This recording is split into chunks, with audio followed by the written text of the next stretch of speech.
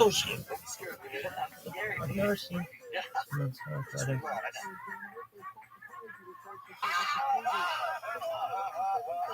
Dude, it stings. Of course it stings. It's a scorpion. It's the venom right there. See, that was a dark.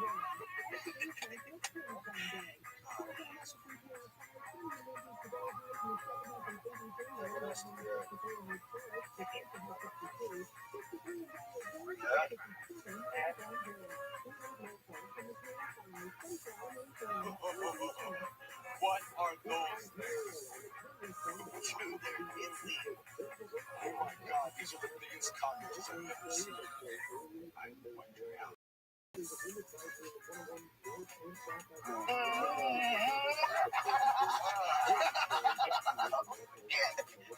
It's too creepy in your mouth, dude. Yeah. That cockroach tasted like a damn cockroach. We dudes and big bugs. This safari rules. Yeah, thanks, Gordon. Yeah.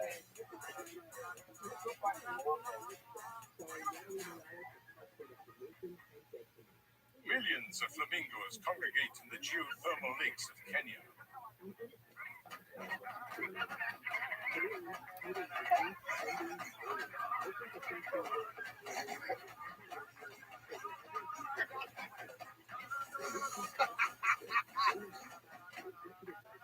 This chameleon wants to be on TV so bad, he's willing to break dudes.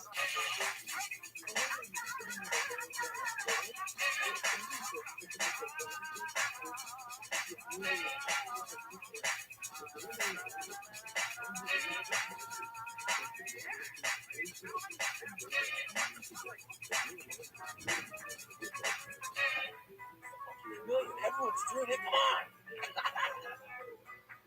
A powerful climber, the African leopard has the strength to carry its prey high into the treetops, away from scavengers like the hyena and lion. We're here in Africa with Danny, and now it's time for the little safari edition. Leopards. Leopards are the most elusive cat in all Africa. But are leopards dangerous? We saved the tree, Rabbi. Leopards are amazing animals that can actually kill animals and drag it up a tree. This is a good spot to fish with leopards because male leopards been seen up at the tree before with its catch. Wow. Yeah, what are we going to do? Catch the leopard? I don't think we're going to catch it. We're bringing it real close so we can Study how he kills us? Why am I the guy who's pushing the ball? I hear a leopard.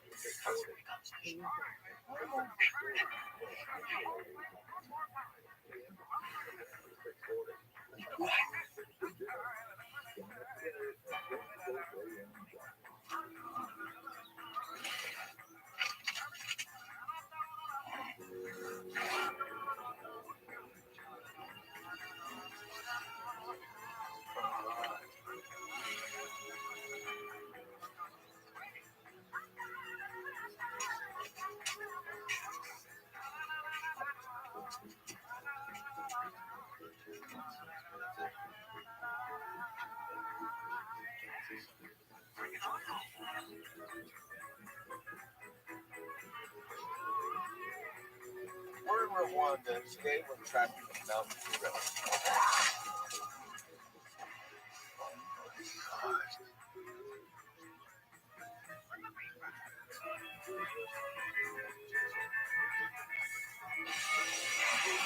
The most amazing thing about the elephant is no matter how much grass it has, it never forgets. I mean, I can't remember crap. I'm not dealing with as much grass as these guys. You guys thought we were going to come all the way to Kenya and not start our progress. You gotta be a total moron. This is Safari Jamboree.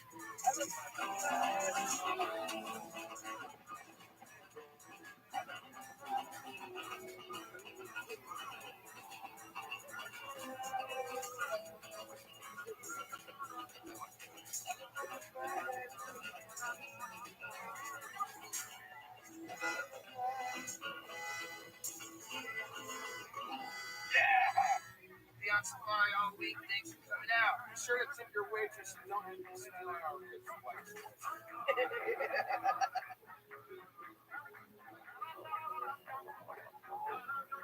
These guys have heavier butts than mine.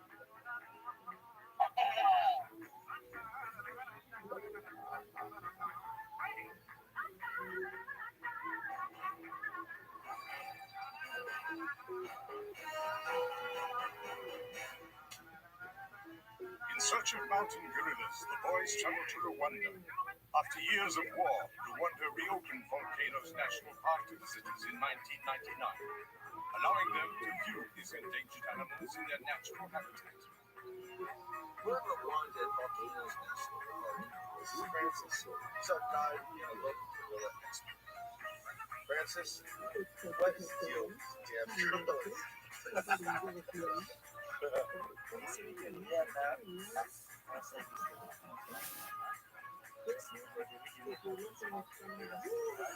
So gorillas are very endangered. We play with them. We're gonna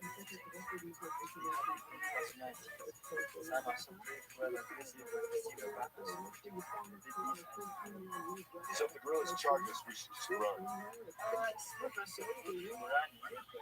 So if the gorilla charges, you're doing it for your pleasure, right?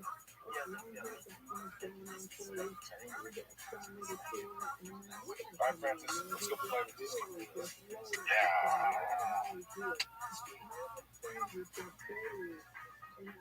Francis, you think I could beat a gorilla in a wrestling match?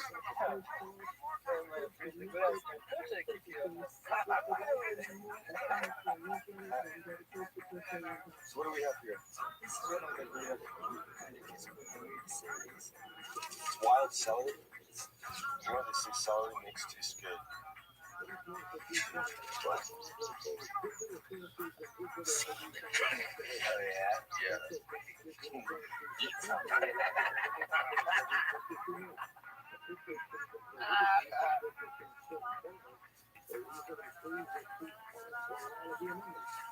Francis, is that what I think it is? Yeah.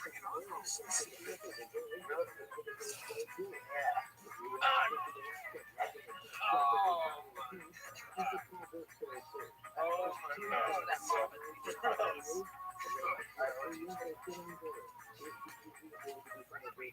We've done a lot of expeditions. None of it as much work as these two. These goddamn gorillas.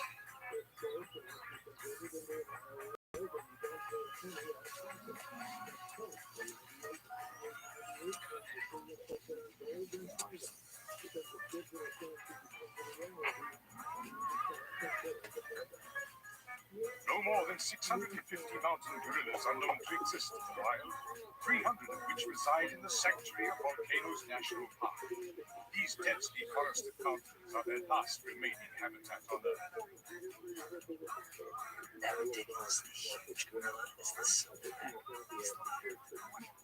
Don't worry, we're perfectly safe. He's protecting us. Protecting us from what?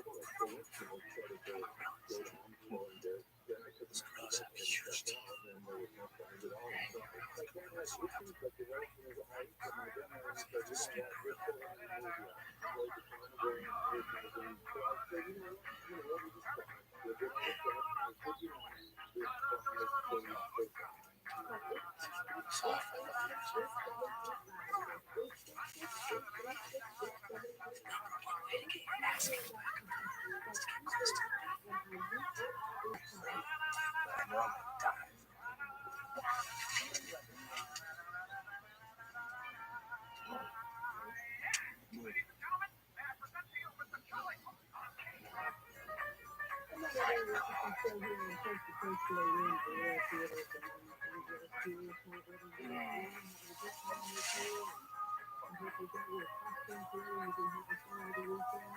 The largest primate in the world, the silverback is fiercely protective of its group members and will defend them at all costs. Foolishly, the boys follow the alpha male into the depths of the bamboo canopy. We're just chasing the gorilla. Silverback.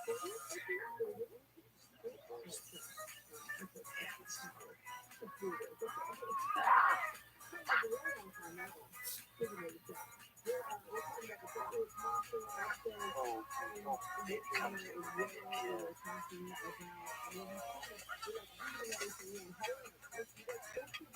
This little baby's totally aggressive.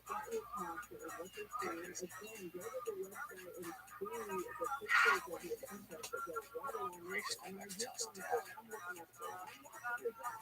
That baby.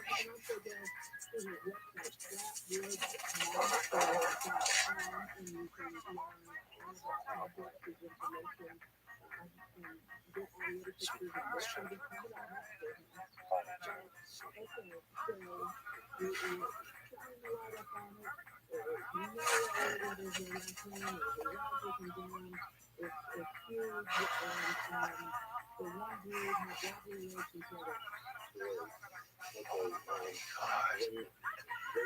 I'm so glad that it's closer. I think we've definitely agitated this gorillas. Better go over there and see.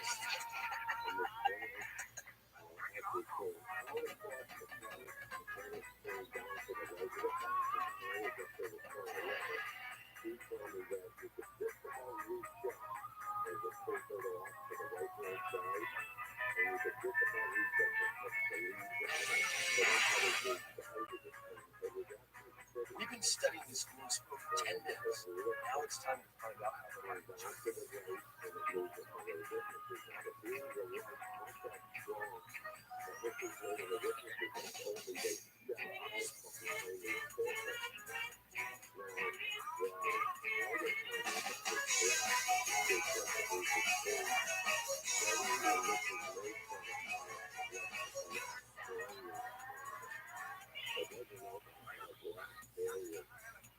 Francis says gorillas almost killed us. Oh man, what do we got here?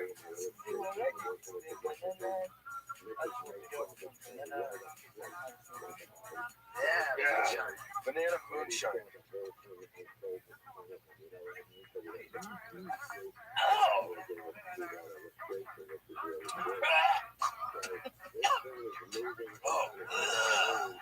Oh, man, this stuff gets wasted.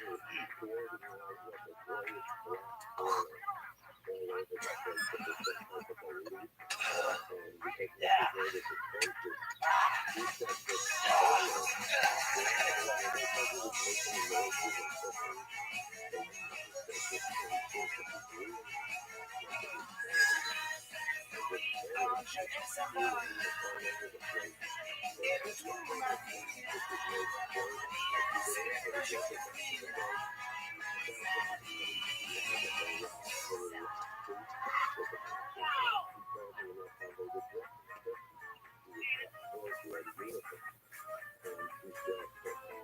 Every year, millions of foodiees migrate across East Africa, a journey that many never complete. This migratory cycle plays a vital role in the ecosystem, as several predators rely upon these herds for survival. These wildebeest live their lives running in terror from lions, leopards, and wolves. Not the only place they're safe is in the water. Unfortunately, they can't swim.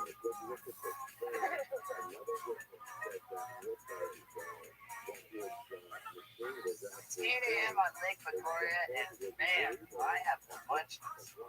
I'm gonna cook myself a proper breakfast. And the cool thing about Kenya is the kettle's always on.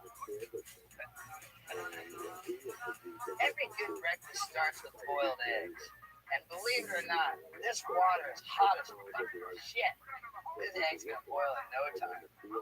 I'm gonna let this boil, and now it's time to make some tea. Kenya is home to some of the finest tea in the world, and the boiling hot water flying through the air makes it so easy to drink.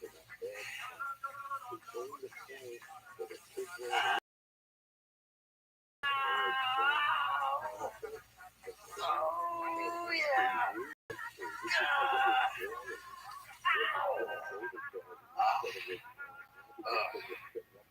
That is a cup of tea. Let's go see how the eggs do. Great. My fucking egg fell on the fucking water. I've never wanted an egg before in my life. 1, 2, 3, ow! Fuck, ow! Ow! Die, you bastard. Dude, I'm gonna have blisters all over my fingers. breakfast is gonna rock. What happened here? Yeah, baby.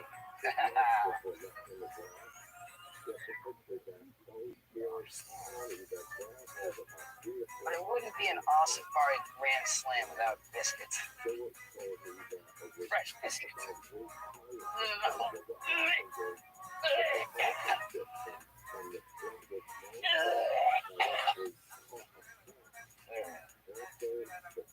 So good.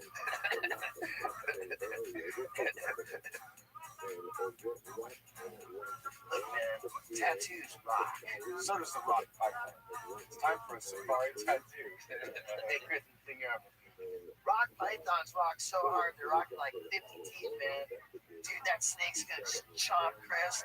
And like, dude, I'm gonna take the tattoo ink and rub it in, dude. It's gonna be like snake bite forever. Yeah. Hey, bro, we need to find Dave. Yeah, dude. We're right over here.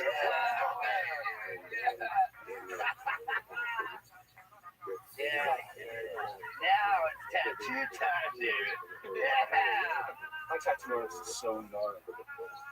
Whoa! Bobby, go in the shop! God, he's not. I'm ready for my tattoo. Oh, yeah. Oh, dude, this is gonna be a sweetheart. You ready? Oh, that's a good one. Yeah, dude. Oh, yeah, baby. Yeah, that's it.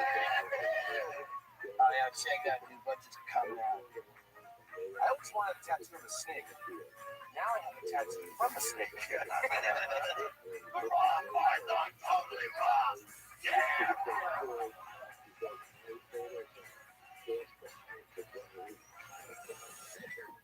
On the day following their encounter with the rock python, Chris, Steve-O, and Wee-Man examined the results of the snake bite tattoo experiment. Yeah, dude. So good. It worked.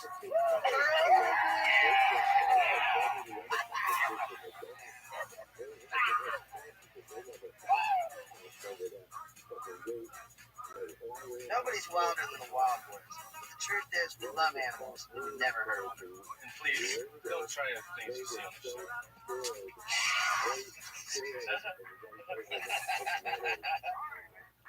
Hello, I'm Johnny Knoxville and I'm in the Komodo Islands. And today, I'm going to slay the dragon.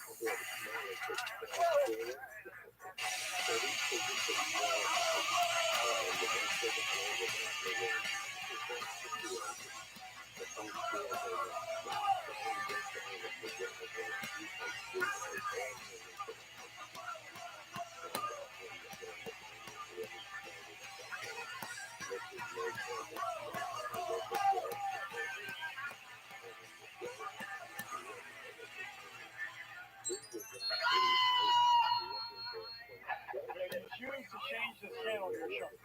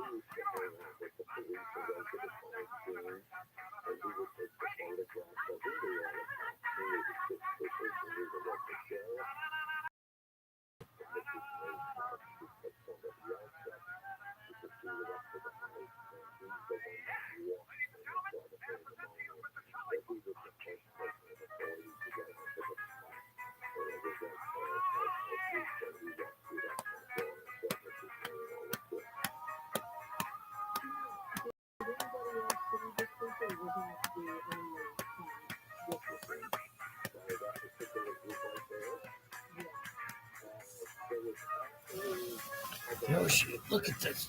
Athleticism. Do a flip.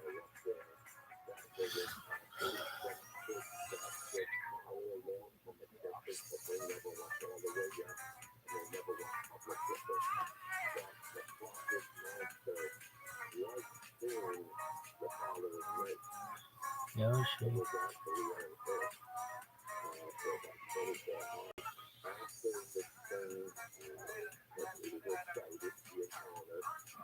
Look at it, the whole hillside, everything cooked.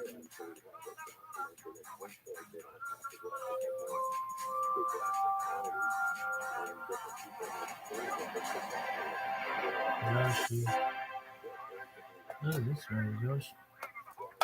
Yoshi, I've never seen someone so athletic, Yoshi. Like, oh my, you are so strong. But hello. You'd be like, no, but I don't think you understand. Like, you're a strong motherfucker.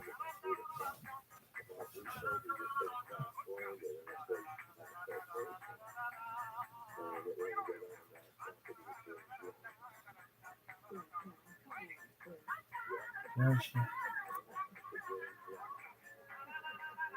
Yoshi.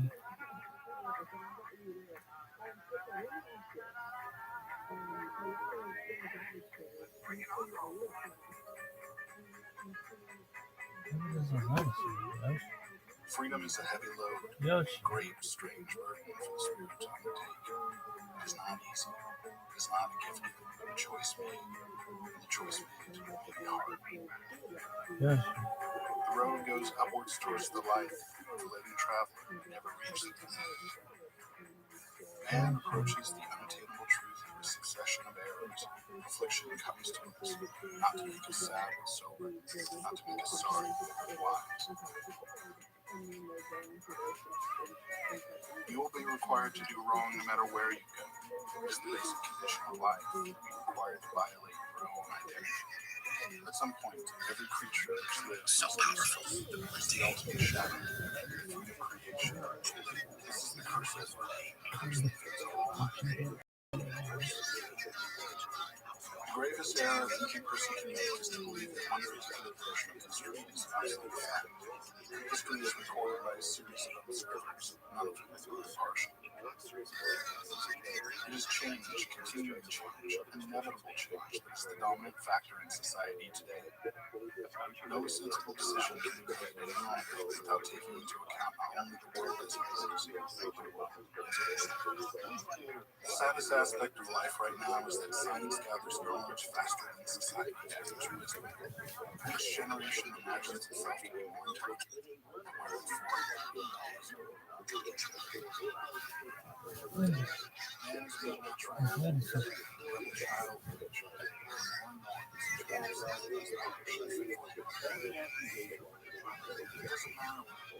so as long as you change something from the way it was,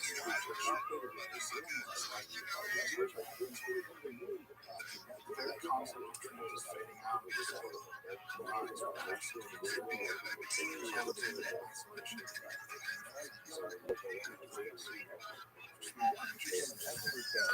Rise with solitude,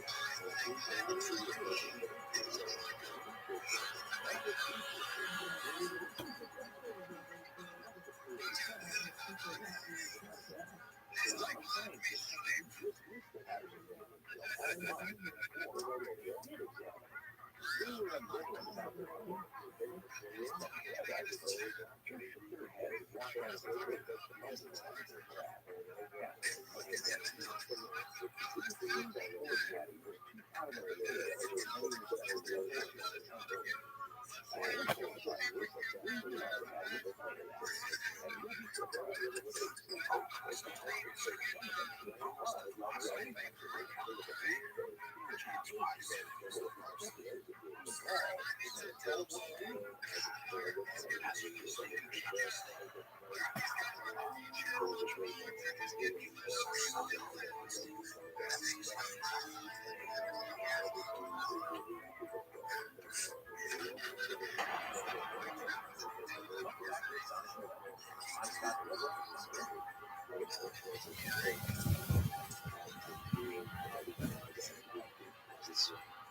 It's not an animal, but an addiction. Actors keep the legend going, generation after generation. Anthropologist David Daly from his 2004 book, Big Exposed. Join us tonight for part 4 of our in-depth series on the Patterson Gimlin film.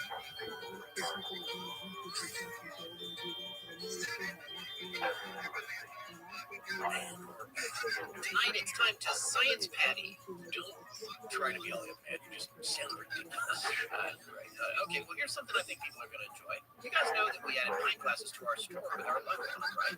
And apologies because we had a snafu with how they were listed, so they were hard to find the first few days, but they're in there now.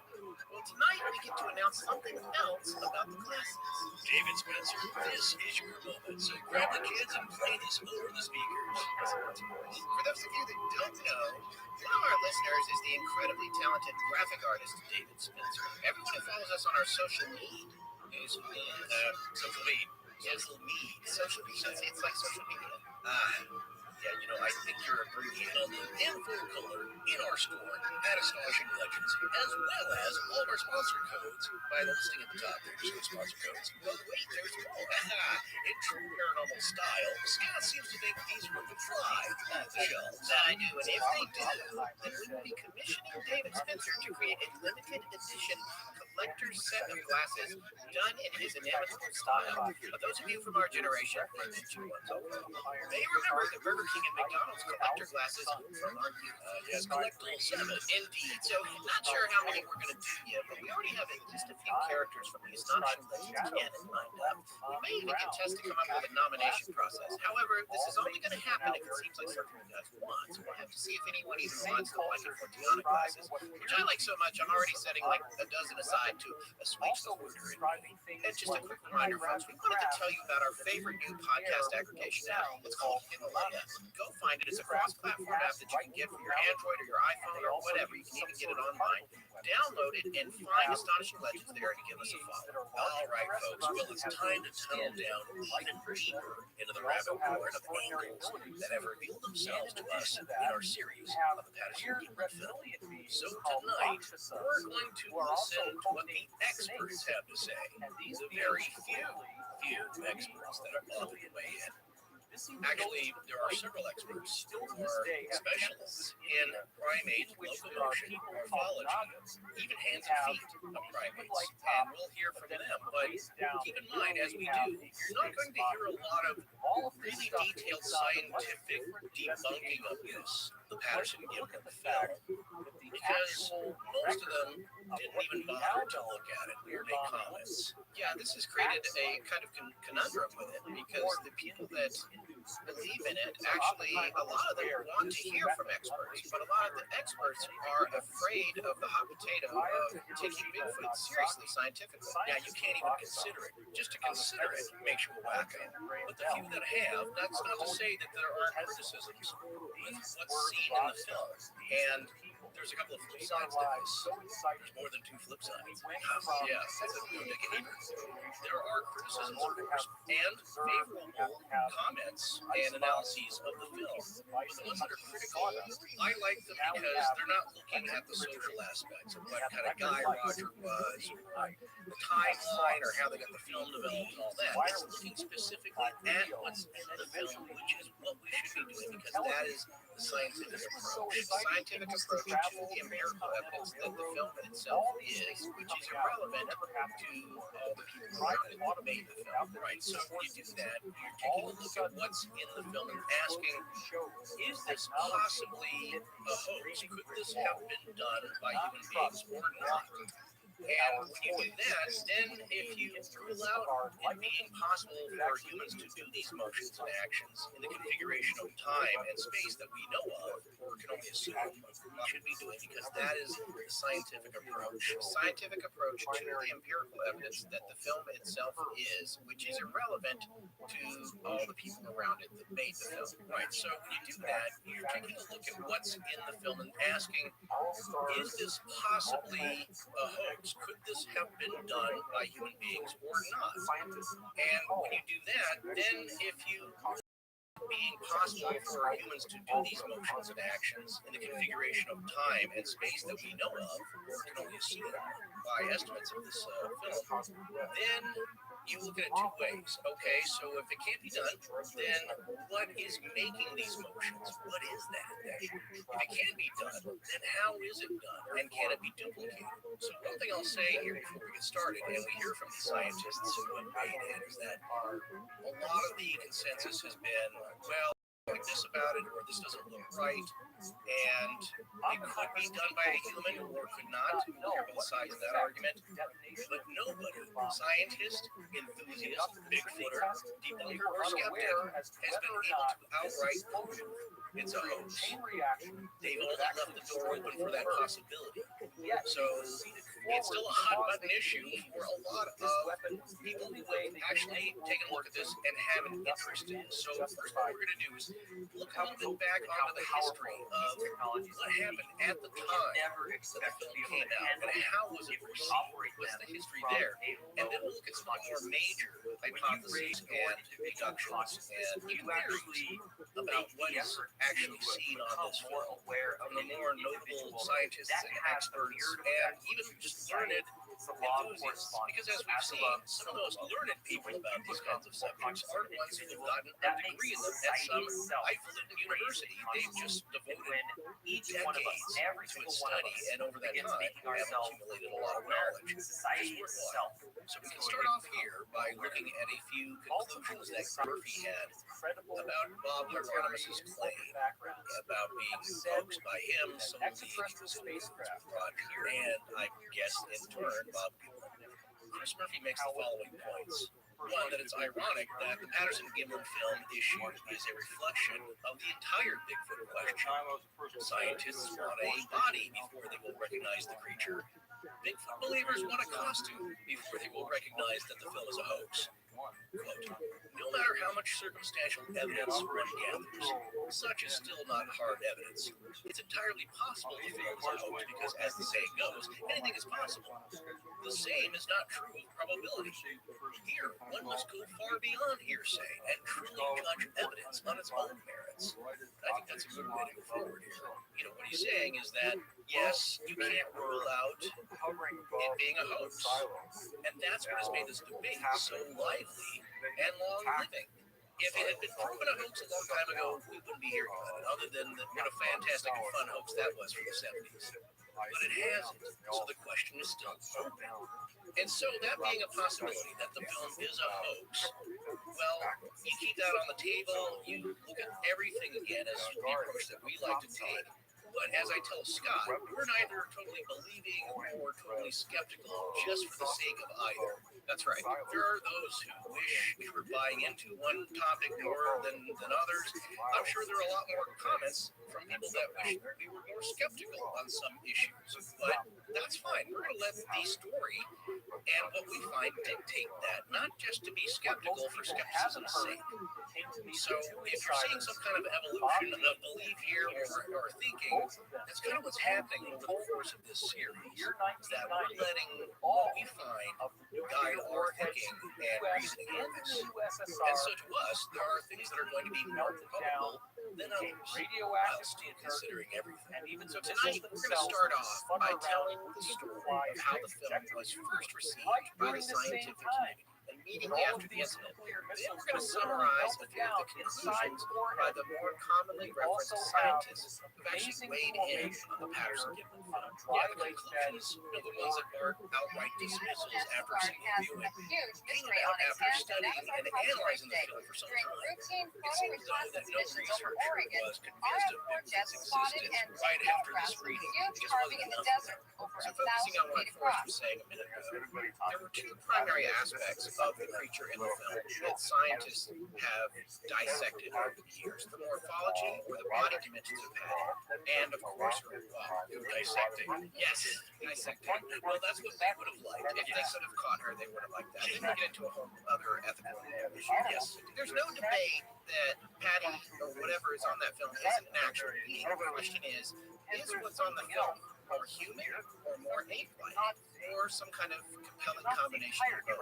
And then are these dimensions and motions even humanly possible? Because if not, then we can say there's no way that it's a hoax. But then going back to the social science aspect, if it is humanly possible, is it probable they would have been known about by Roger Patterson? And if it's Bob Hieronymus and assume him too, would he be an expert on primate movement? Would either one of those two men be an expert on primate movement to the point where it would fool a scientist with regard to her gait and locomotion? Yeah, that's always the big question. People would say, well, look, it's humanly possible, but is it possible by these humans? And these two cowboys conspire, and effectively have they been fooling anthropologists ever since the film was shot in 1967? Right, because it's one thing to know what a primate might walk like. We're going to take a look at some primate motions, one being a compliant gait, which is also debated amongst the anthropologists today, if that was a real factor with primates, motion. And if these guys knew that, could they pull it off? Certainly that walk can be taught, but how well could these guys have done that? And have an excellent suit about it. Okay, so now first we're going to take a look at the initial scientific reception by scientists as soon as the film was shot, probably within a month or two. And we're going to go back in history here and just kind of see what actually happened when the film is first introduced by people who are experts, or you hope to have experts look at it. And that says something about the motivations of Patterson. With regards to how people took Patterson's actions and attitudes at the time surrounding the incident, and gauging his behavior and acting. Was he acting? Was he acting naturally? There's the statement you could say by proponents, well, he would have acted that way if it was a hoax, right? Which I actually said, and we've been called out upon that. Well, you can look at it that way, but the counter to that is that's exactly how he would have acted if it was a hoax. Well, if he was good at acting or genuinely excited, of course he's going to act in a convincing manner either way. And logically, Patterson's supporters make the point that if it was a hoax, even a well-executed one, Roger Patterson is logically wanting a lot of scrutiny of the film. So you can kind of parse this back and forth. But my point here in making this comment is that either way, if he was a good actor or if he was genuinely excited, then it's going to be convincing. His actions and attitudes. You say, well, there you go. That's the conspiracy theory thing. It's like, that's what they want you to do. Yeah, no, the government's trying to get you to think that way. Well, that's how they would act exactly, because you're falling into it. So it's just a logic loop there. You go back and forth. But what you can't say is if Patterson acted too nervously and skittishly or just weird and wanting some to look at it, not others, and he's acting really cagey about it, then yeah, you can draw suspicions about his motivations here. What really went on, why doesn't he want a bunch of people? But that wasn't the case. He wanted the scientific community to have a little meeting. He wanted them to take it seriously because he believed it was convincing evidence. So logically, if you did him in a hoax for fame and profit, would you want a lot of scientific scrutiny? Well, maybe that's part of your clever scheme here. But more analyzation brings more possibility of it being found now. Right, that does make sense. Yeah, and so it's funny because a lot of people, we've read in several of these books, that there seems to be an overarching implication that posters are not that well educated, not that bright, they're just practical jokesters, and they're getting in on this. And then there's other people that, if you're still thinking this is a hoax, then the other side of the spectrum here is that Roger Patterson is a freaking genius. He's one of those rare criminal geniuses. Because, I mean, we always talk about J.T. Walsh in The Grifters, but he was a genius. He winds up losing his mind, but he is also a fictional character. Like, con artists with that kind of extreme skill don't really exist that much in the wild. They're out there, and they're super rare, and I don't think Roger Patterson was one of them. That's just my personal, and I know I've got my confirmation bias. I should wear a shirt that says confirmation bias. But Good idea. Wait, but we're gonna put that in the store. but that's the point, though. I'm just saying. So, yeah, him wanting the scientists to look at it, calling people to bring down tracking dogs. By the way, when we said the dogs never made it, that was because of the rain. So maybe he made a horrible rainstorm come in too, because he's God. No, that's my whole point. It gets to be ridiculous. But the flip side of that is he would have had to been a narcissistic sociopath who thought that his con was so good that they could bring every scientist in the world and they would never catch it because he was such a genius. Again, not how this man has been described by his friends, including Bob Gimlin, who we met and asked about him. Oh, yeah, well, none of his friends thought the two of them had, I'm not going to say the smarts, they're smart guys, but in practical, working class ways, and they certainly know their business and horsemanship. But are they primate experts? Are they film experts and all that? And you know what? Going to your point about JT Walsh, he goes crazy, and that is like the crazy genius. The other thing that does not exist really in life is the criminal genius Lex Luthor type. Because imagine the trouble we'd all be in if that were the case. One other point I want to make here before we get back on to our outline here is that would mean that Roger Patterson went from thinking that he could make a living or a fair amount of money off of tiny wooden wagons and goats or horses that he was going to take and sell to petting farms. He went from that to executing the most brilliant money-making Bigfoot scheme of all time, which, by the way, it also didn't make that much money. It did, but Al the Atlas took it all. So just keeping all of that in mind, because there's the other side. Brilliant hosts, a lot of work went into it, planned it out, studied primates, did all these anthropologists and all these experts on primate locomotion, yet allowed himself to then be conned out of all the money from it by his opportunistic brother-in-law. Yes. This doesn't jive. Anyway, sorry. So the con man getting conned aspect here. Well, look at the other hoaxes and hoaxers that have surfaced throughout the years since this time period here. Like there's two guys who were with the fake Bigfoot, a bunch of a massive fur in a styrofoam cooler, and they threw a bunch of guts on it. Yeah, that was just a few years ago, right? Yeah, I didn't involve you know me. sort of technology. It wasn't that long, but like maybe 4 or 5 or 6 years at the most. And my first thinking in seeing that, because remember they showed some vague, not blurry photos, but they were a little vague, not too detailed. Something that looked like it was made out of brown acrylic fur with some guts on it, and I thought, like, here it is. Did you hit it with your car? Like, what happened to this thing? This is from Snopes. Bigfoot captured. Rick Dyer claims he lured the creature with $200 worth of ribs before trapping and killing it on September 6, 2012. He plans to take the body on a nationwide tour. That's right. Yeah, there you go. Well, you look at that, and you look at Ray Wallace with the wooden feet cut out forms, tromping around the woods, and just the lifelong things that he did, where it really got silly. Yeah. And I kind of get it. We talked about this before at the time here. We talked about the series where I can see doing that. I do enjoy a fun-filled practical joke, which you then tell the person about soon after, before they ruin their lives over it or make a fool of themselves. That, you know, like him putting the tracks around the bulldozer, yes, the piece of machinery here, and the guy freaking out like, oh my gosh, look at this, and then having a laugh, and then later on, soon after that, you tell the guy like, no, come on, I did that. It's kind of funny though. Just to get a rise out of somebody, coworker. Yeah, I could see doing that. But doing that for a lifelong practice, where then you're in the news and you're selling posters, and you don't really have to because you have a successful construction company, it's a little weird in that I think you like the attention. I mean, sure, you like a laugh, but there are easier ways to get one than carrying this hoax kind of thing and furthering it and pumping it up for years until your dying days. Then you admit to it. I guess the family seems like he'd admitted it to some close people, of course. He had the footprints made, the head of a car by a friend. But what has been found around that, as I said, is I don't doubt that he probably did fake some tracks, but the variety and the locations seem, again, going back to that question of probability, that he couldn't have done all of them, with all the variations in the prints and the dermal ridges found and the deformities in some feet. Like, so you had a set of, 100 different wooden casts, it started to become improbable to me that he could have been the founder of all this Bigfoot lore.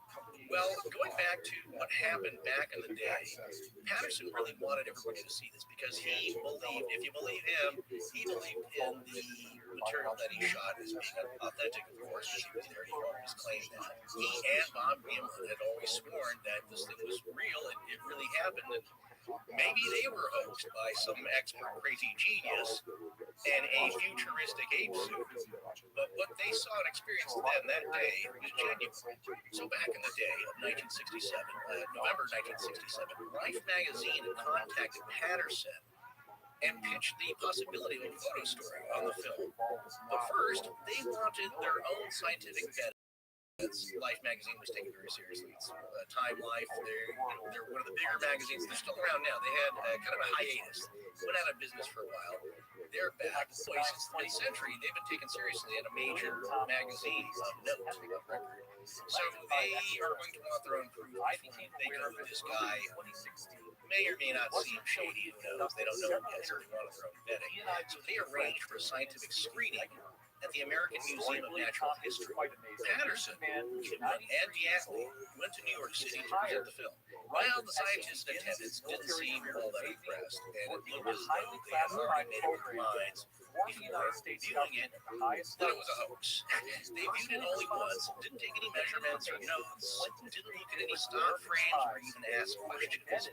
More than 15 minutes after the viewing, the three were told that the film was, quote-unquote, not kosher. That was it. And that's indicative, I think, of that's a closed-minded attitude, because I think these scientists are sitting down, and like you said, it seems like they've already made up their minds. Right. So it doesn't matter what's on the film. They can't see it. They can't receive it. They can't analyze it critically because for them, the possibility of Bigfoot doesn't exist, so the film doesn't exist. Exactly. Even though it's being projected right in front of you. Right. It's on the table. It's only a minute long. It's not like it's 2 hours you're going to sit through a documentary. It's 60 seconds, of footage.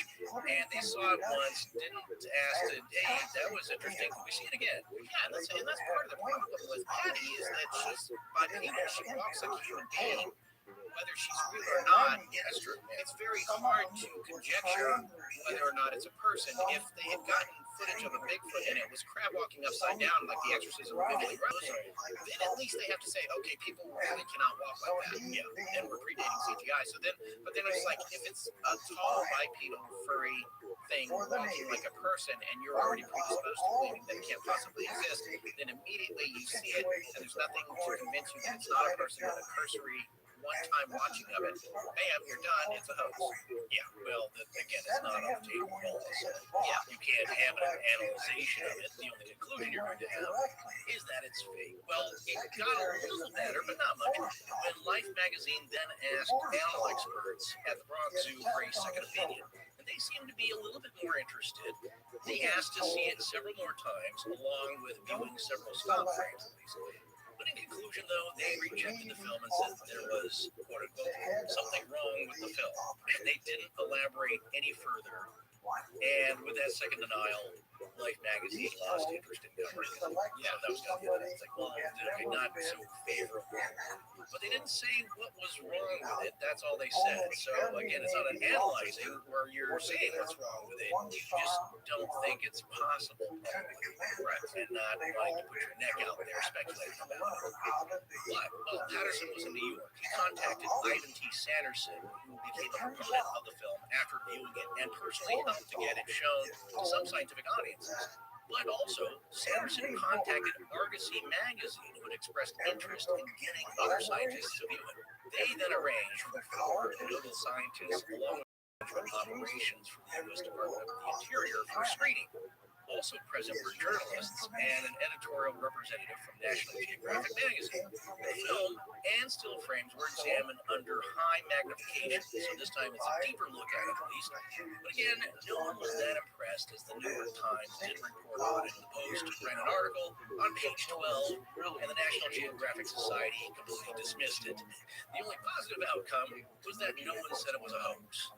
So at least at that early stage, it was denouncing the film as a fraud. But still, there was a little serious interest by a few North American scientists, although the response from a screening in 1969 at the Smithsonian Institution in Washington, D.C. yielded basically the same responses as that scientific screening in British Columbia, with the same objections coming up about the peculiar block, the sagittal crest, and then about the short toes and the odor. Yeah, just like I can describe a few people we know. Well, about the short toes, Dr. Jeffrey Meldrum, who we're going to cover later on, he's from Idaho State University, says that Patty does not have short toes. It just appears that way because there's an extended sole pad at the base of the toes. That's just not a part. That's talking about the sole pad. That is the padding of the foot padding at the base of the feet. And what we'll get into later is why that might be. And it's thought possibly because of the massive weight of this thing. But in any case, it's a weird foot by either ankle or human standards, which is, again, that's an ingenious kind of thing. John gave Ray Wallace, he didn't know anything about it, or he wasn't taking that cue from any other previous sightings, of which there have been plenty. It's not like he made that up. The idea of a large, human-looking foot, I give him credit for going with that.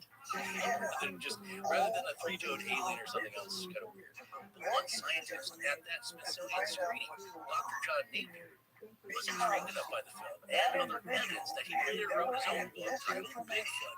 It was Dr. Napier who examined the dermal ridges in the Cripple-foot Bigfoot tracks and initially identified the deformation in the track as clubfoot. That's also not a club. That is what we talked about. Actually, we did talk about that a little bit in Loftus Hall. Yeah.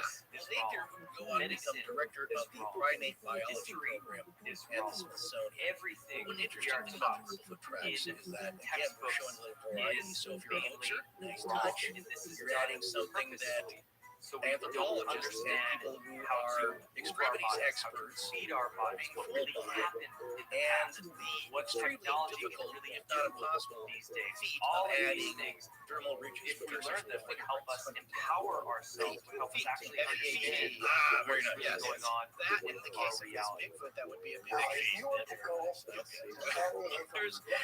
was also one notable component of the film, at least somebody who gave it kind of a thumbs up, primate thumbs up, Dr. Osmond Hill, who is head of the Yerkes Regional Primate Research Center at Emory University. And after a screening, he said that if the PGF was a hoax, it was extremely well done and effective, and that it was strong enough evidence that an expedition to collect further evidence should be mounted. So we're going to hear that phrase quite a bit, so I apologize in advance. That is going to be from the experts in that, well, if it is a hoax, it's really well done. Yes. Argosy Magazine, which, by the way, we got Final Jeopardy last night. Oh, did you? It came out as in Final Jeopardy is a question. Remember the guy who's been winning 15 shows? Yeah, he's past a million. That's right. That was the final question. You're getting bored. I'm sure after a while he's trying to find new shows. He'll take a dive, new stories. Yeah. Argosy Magazine, however, they were impressed with the film, and they published an article by Ivan Sanderson in their February 1968 issue. And in that article, Sanderson said that Patterson, Gimlin, and D'Antoni had taken the film to Hollywood to be examined by motion picture special effects technicians. We'll mention that before.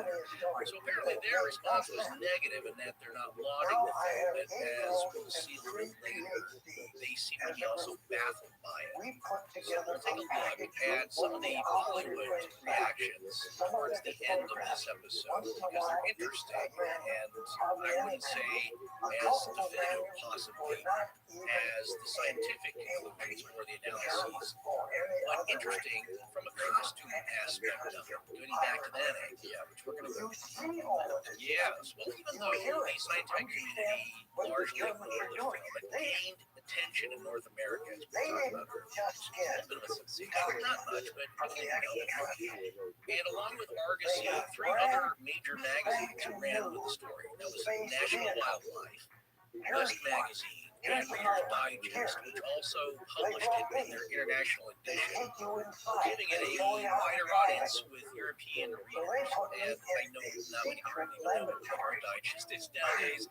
I'm not sure what they're reading or digesting, but it was a big deal when I was growing up, and that's where you find a lot of these fun, I love stories. Well, that's what got the Lagina brothers.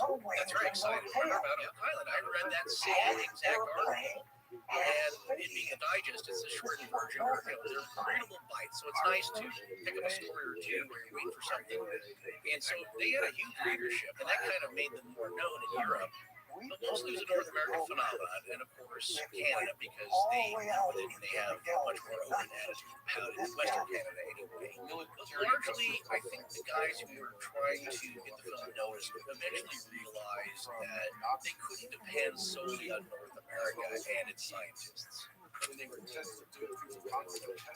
the days get colder, something super is always in store at the North Superstores. Warm up with super prices on a super selection at 11 convenient locations. From West Covina to the Cerritos Auto Square, Huntington Beach to the Irvine Auto Center, Vista, and San Diego. You're never far from the North Superstore. Shop America's most popular brands: Ford, Lincoln, Hyundai, Genesis, Volkswagen, Toyota, and Honda. We have all your favorite new models in stock. Looking to trade? We want to buy your vehicle. Any make, any model, any year. Plus, enjoy total peace of mind with your purchase. Thanks to our exclusive price protection guarantee. If you can find the same new vehicle for less within 5 days, our range will pay you the difference or buy your vehicle back. It's that simple. Ready to find your dream ride? Take a test drive today at the North Superstore location closest to you. Like the #1 Honda store in the world in the Cerritos Auto Square. Or shop our entire inventory online anytime at NordRaves.com.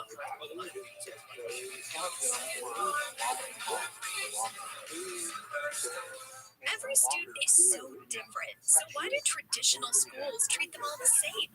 At Fusion Academy, our one-to-one classrooms match your students' pace and preferences so they can learn better, dive deeper, and never get left behind. With 30 accredited schools across California serving grades 6 to 12, it's time to see if Fusion's one-to-one personalized learning is what your student has been needing this whole time. Learn more at FusionAcademy.com. That's FusionAcademy.com. Hi, I'm Joe McCown from Erie, Pennsylvania, home of the pepperoni ball, Smith's hot dogs, and the pizza bomber. And you're listening to Astonishing Legends with Scott Philbrook and Morris Burgess. Now, back to the show. Now, because Roger had been looking at Bigfoot for quite some time before this happened, and he was actually known to the researchers we had mentioned earlier in the series, Renee DeHinden and John Green, personally, before the sighting at Pleasant Ridge. And there was nothing to indicate to them that the film was a hoax, but they certainly had to consider that possibility. Of course, yeah, when you're putting your name to this and your reputation and your livelihood in a way, so you also want to confirm this guy's not just a goofy key-jangling hoaxer. And that comes around to a point of something that we've learned over the years of doing our series. The people who manage to claw their way up and be taken seriously as researchers in these kind of phenomena, because there's not a lot of them, but the ones that do, they guard their reputations very, very carefully, because they know that there is a good portion of people out there when it comes to exploring something like this, like cryptid, or if you're, say, J.M. Heineken, or exploring UFOs, or that kind of thing. There's people coming out of the woodwork that are probably not quite right, and you have to be careful that you don't besmirch your own reputation by engaging with them. So no matter what the relationship is, DeHinden and Green have to be very careful about this. By the way, we have some amazing pictures of Renee DeHinden that we were given permission to use by listener Rob the TRUMAN on Twitter. And so if you go to the website for this particular episode, you'll see some of those pictures that he sent in of him and his daughter posing with Renee DeHinden and John Green before they passed away. Concluded from what these insiders were telling him, They knew the that truth. the Germans had actually made treaties. Anyway, as I said, they had to be careful. They had to make sure that this wasn't reptilian even though they humanoid knew race Roger was. they've called They checked out the Saurians. backgrounds for Ray and Roger Patterson and This Bob Dylan, treaty and nothing involved popped up as a red Nazis flag actually being given with the hint of paying workable extra close technology attention for anything in built the with our film that own might give it away as a hoax. Now, while They the used Hinton and sort of Green had mercury come across some turbine, a type of discrepancies mercury about called some of the details of the incident and then came they their are way, or actually that they able to discovered leave when the they were earth. looking into it. They had a They settlement on didn't Moon. feel They like had a any of those settlement on are Mars. a red And flag. they were doing this stuff as So early as everyone who knows the story of the 1939, Patterson before film World War knows that the actually details started. have they're a As little you can fluid imagine, at moments everybody as was the stories thinking he retold was from crazy, Roger but and yet what's been these told from Bob. insiders were They reporting around a little literally bit, standing but this is there, an eyewitness which account you of have something that 8 took foot about tall, 60 seconds 12 to 14 and foot was tall incredibly exciting reptilian and crazy if extraterrestrials you terrifying in post. appearance. They There's some smell bad. latitude there for Actually a difference advising of opinion or a difference on how of to build this experience. stuff When in something like these that various happens to you, spaces you're also to in make a that state of the shock. entire right. So the way that you relay those details, it's not going to be some ironclad thing. Well, what you just mentioned there is on the public level, criticisms it of was the said film that that's this was often a brought up, scientific and it's that exploration. tit-for-tat back But what and happened forth, was that on the way this of logic operation was or commissioned with reasoning, and that 33 ships, you can say, 13 well, if this aircraft, was a and hoax, 5,000 then these guys would have got their story Now, straight. this was not a ironclad. scientific Now, exploration every that other made detail them is in worked that out many perfectly ships. all the time. What Getting Operation out High Jump of the actually film, was planning all that commissioned stuff, to go down to dressing up, Antarctica they got out of the and car, they basically brainstormed and out got back and the got Nazi whatever installations they did. that they They had executed, and so their and stories during of World what War II. happened would have been The DC ironclad. flyover was the event that But then occurred you over have successive others that will weekends say, in well, July these 1952 discrepancies, in Washington, they may D.C. be And what had happened was that there was a mass sighting right over the Capitol building in Washington, D.C. kind of like what Many lights has hit said the sky. about the film. Now, that many people if believe it that this were was any other a incident, some UFO kind or of commonplace extraterrestrial thing, then incident, maybe but in it's fact such it a was big not. deal. But It since was this is such a German big saucer, claim, German and an craft that outrageous were claim flying over by the Capitol Patterson and building Gimlin, and that essentially this must be forcing the scrutinized, hand and of the these Americans discrepancies must be taken that into many of Well, these and this Nazi comes back to scientists your allegory, into which their we've brought up at least a few times on when the many show of these over the Nazi years, but scientists haven't brought up came to lately. America And after World I War want to, II, yeah, let's do it again. they It's infiltrated the whole thing about the basically truck. every I was hit power by a truck. I structure saw that in person get hit by a the truck. United Was States it a blue truck government. or a red truck? It turns out the truck was red. Does that change the fact that the person was hit by the truck? No, it doesn't. And so what's happening is a lot of times too, Many of people the who are research taking the facilities steps the to Germans look at had things, over when in they Europe. find that And somebody John F. can't Kennedy be actually precise accompanied about him the details on when they're those telling the tours. story over and Some over. By believe the way, that Kennedy was actually given information by Forrestal about since space 1967 programs till and now. UFO He's 87 now. Yeah, and Near even the I, when end we of interviewed him, I could Forrestal's sense that he was career, like, okay, this is what I he say was about also this thing. He's embroiled in in many almost like policy a struggles tiger in a within the cage, United States saying government. the same He thing. wanted He's to having to say it expose over and over and the over UFO again. But the phenomenon point and the is, people technologies look at associated this with and they look at an event like this, Said and not he just this, committed whether it's suicide by the jumping Welsh out UFO of flap a in high-rise Sweden, hospital Berlin, that he was staying or in the kids at in the time of his Zimbabwe death. that saw the UFO. But If they of don't course, say the people exact same are thing, also it's believing that he gotcha. was actually This pushed whole out the thing window is a and in fact lie assassinated because you to couldn't tell this prevent him exactly the from same way. working And to you two people disclose didn't these see the exact same thing. So I'm sorry, I can't believe any of this. Bring me some real evidence. And that's the thing that's like, okay, I'm gonna shut down. You're just looking for these things. They're pulling the thread. They're pulling the thread. They're trying to unravel the sweater from this one thread. Right. It's also that cycle of logic where it goes back and forth either way, depending. It's too blurry. It's not blurry enough. Here, it seems to be pretty good. It's not blurry. And therefore, it's being analyzed. People think it's blurry. This is a funny thing. People think this is blurry because it was shot on film with old lenses, but it's not really. For the time, it's actually very, very sharp. And because film is chemical and not digital, and it's 16 millimeter, which is a larger format, you can blow it up a huge amount and see a lot of extra detail. No, exactly. So a note on that, which I think we talked about, but most people, what they see, especially in these GIFs that are now going around on the internet, I think we put a few of ourselves, but you see it so often, you have to realize that is blown up from a large image. That image that you see, that iconic image of frame 352 or 354, or a little clip of Patty swinging her arms in one cycle of motion there and turn your head, that's been blown up from a tiny 16 millimeter frame, which is pretty sharp, but you're seeing a very zoomed in image. Yes, and here's the other thing, it's been digitally zoomed in. Right. So it actually doesn't have the ability to zoom in effectively. It's making up information. Whereas if you're scanning the film and you have a scanner on it, and you're dropping a lens down, a modern scanner lens on top of that frame, you can blow it up a whole lot and keep a lot of the information. But you can fabricate information when you take a YouTube video and you download it and you pull it into After Effects and you stabilize it and then you blow that up 500%. That information that is present on maybe a first generation copy is not present when you do all the digital manipulation. It's not there because all the digital manipulation is based on the smaller size than the image originally was. You're not actually blowing into the physical film. Yeah, I don't know if I explained that right. Probably not. But the idea is that Kodachrome is a very sharp film for its day. Always was through its history. That's why it's so beloved by photographers, and they're nostalgic about it. And if you look at a high resolution scale, like the one that we have on our website, which I think is 5K, it's actually pretty sharp. But yes, again, you're seeing it blown up and zoomed in so much that you're seeing the film grain. so why it looks grainy. But my point about that argument is that, being too blurry, it's the Goldilocks. It's not enough. It's too much of this, too less of that. It's not even somewhere in the middle that's satisfying. And with the argument about their overall stories not matching, you could say, like, well, there you go. Aha, they're not matching. But you could say the opposite. If everything lined up, see, there you go. They've rehearsed this. It's much too concise, because if it were real, they wouldn't agree on all the details. They get something wrong. This is all rehearsed. See, it's obviously a hoax. So you're just lost here. It's a facile way of approaching an argument. Again, not analytical. You're just kind of like, well, there you go. Anything's possible. That's true. Or I saw this on one of the Bigfoot boards. I don't believe this because they could have faked that costume. Where there's a will, there's a way. It's like, well, that's pretty dumb. Just look, there's been a will to travel to Mars by very smart people for a long time, but we haven't gotten there yet. Yeah. So just because you do something doesn't mean it's possible by everybody at any time of their choosing. So again, not a great argument. What happened in the 70s, Scott, when they didn't get much of a reception in North America or even Canada? Well, in 71, Dahinden figured out that he wasn't going to get that far with the scientists in North America, US and Canada, and he decided that he needed to Europe.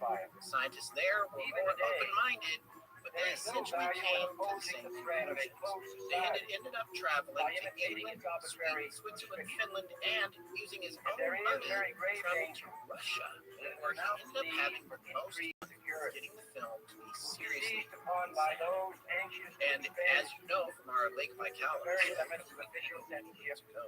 Russians seem to be a little bit more open to the paranormal. Yeah, they're not as hung up. There's not as much of a stigma. And you know what? There's a point here I want to make that I thought was fascinating that I learned or realized and understood while watching the documentary Third Eye Spies about remote viewing and their attitude about it. One thing I realized about the Indians here in the U.S. is that there's kind of cognitive dissonance in that they are very staunchly non-religious, but also religiously and spiritually energetic.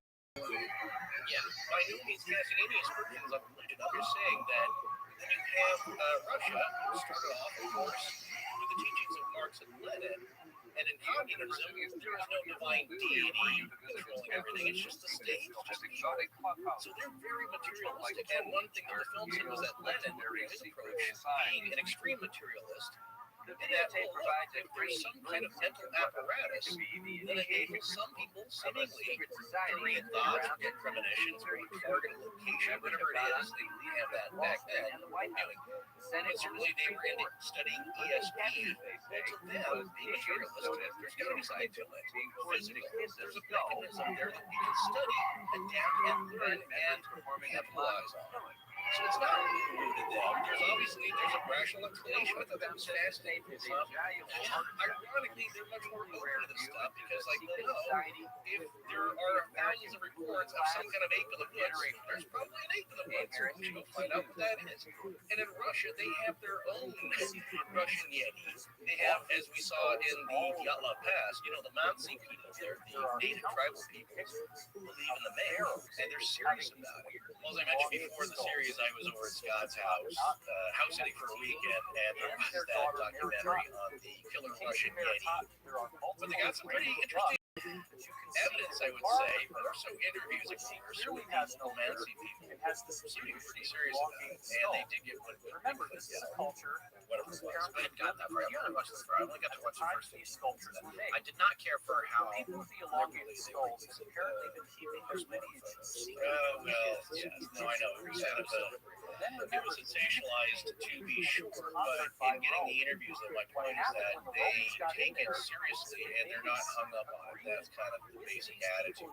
Well, and that's why Dahinden found that the Russians were taking this seriously. He actually went to the Russian Central Scientific Research Institute of Prosthetics and Artificial Limb Construction.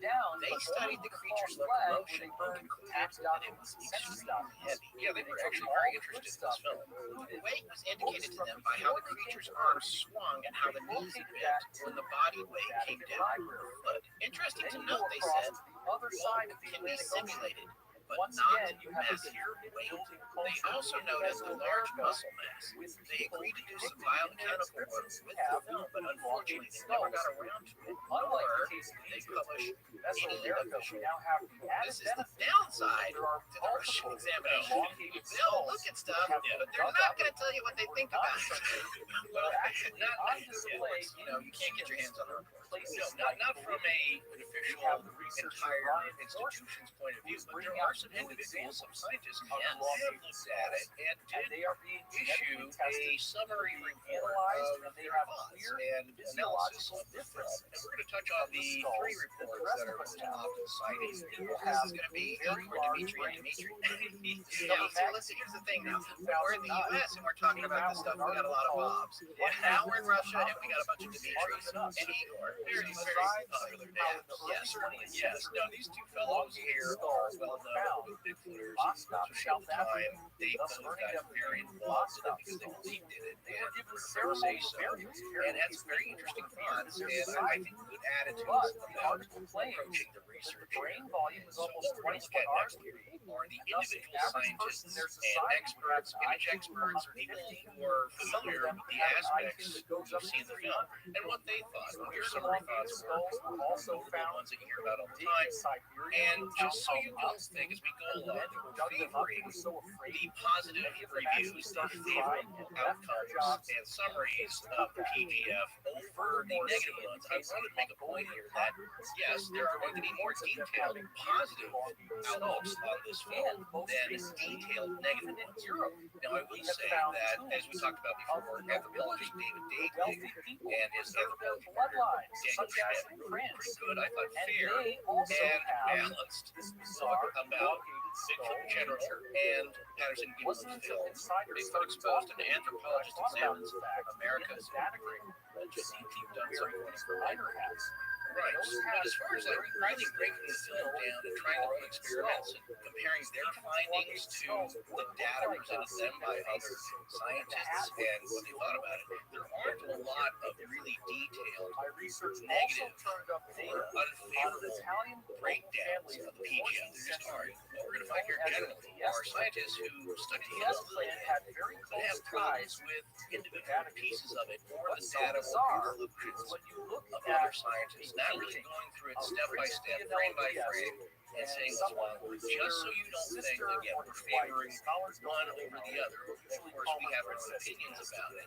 But positive and negative will be interspersed throughout this next section here. So, yeah, the two Russians that Scott just mentioned, Igor and Dmitry Bayanov, are two proponents of the film who've been very vocal about it and also interactive with the American research efforts.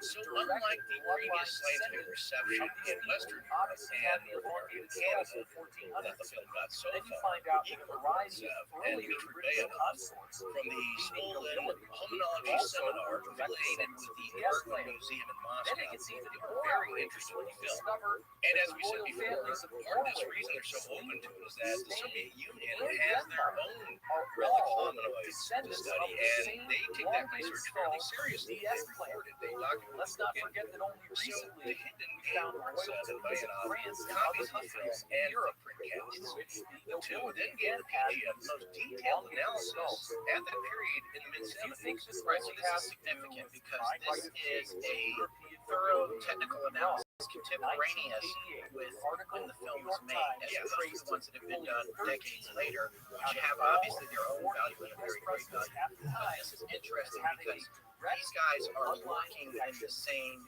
time period that the film was made, so they have all the considerations of what the most current technology at that time would have been with regard to being able to host it and understanding culture, local culture at that time, and the global ability to make something like this.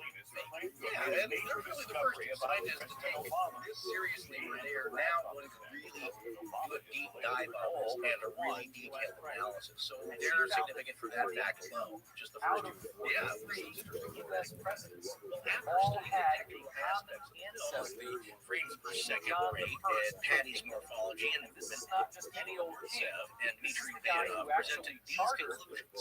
One, the film passed all their tests and scrutiny within And there are three criteria of distinctiveness, consistency, and naturalness. Quote, the Patterson-Gilman film is an authentic documentary of a genuine female hominoid, popularly known as Sasquatch or Bigfoot, filmed in the Bluff Creek area of Northern California, not later than October 1967. I want to point something out here at this point, too, because I feel like it might have slipped through the cracks in our overall presentation.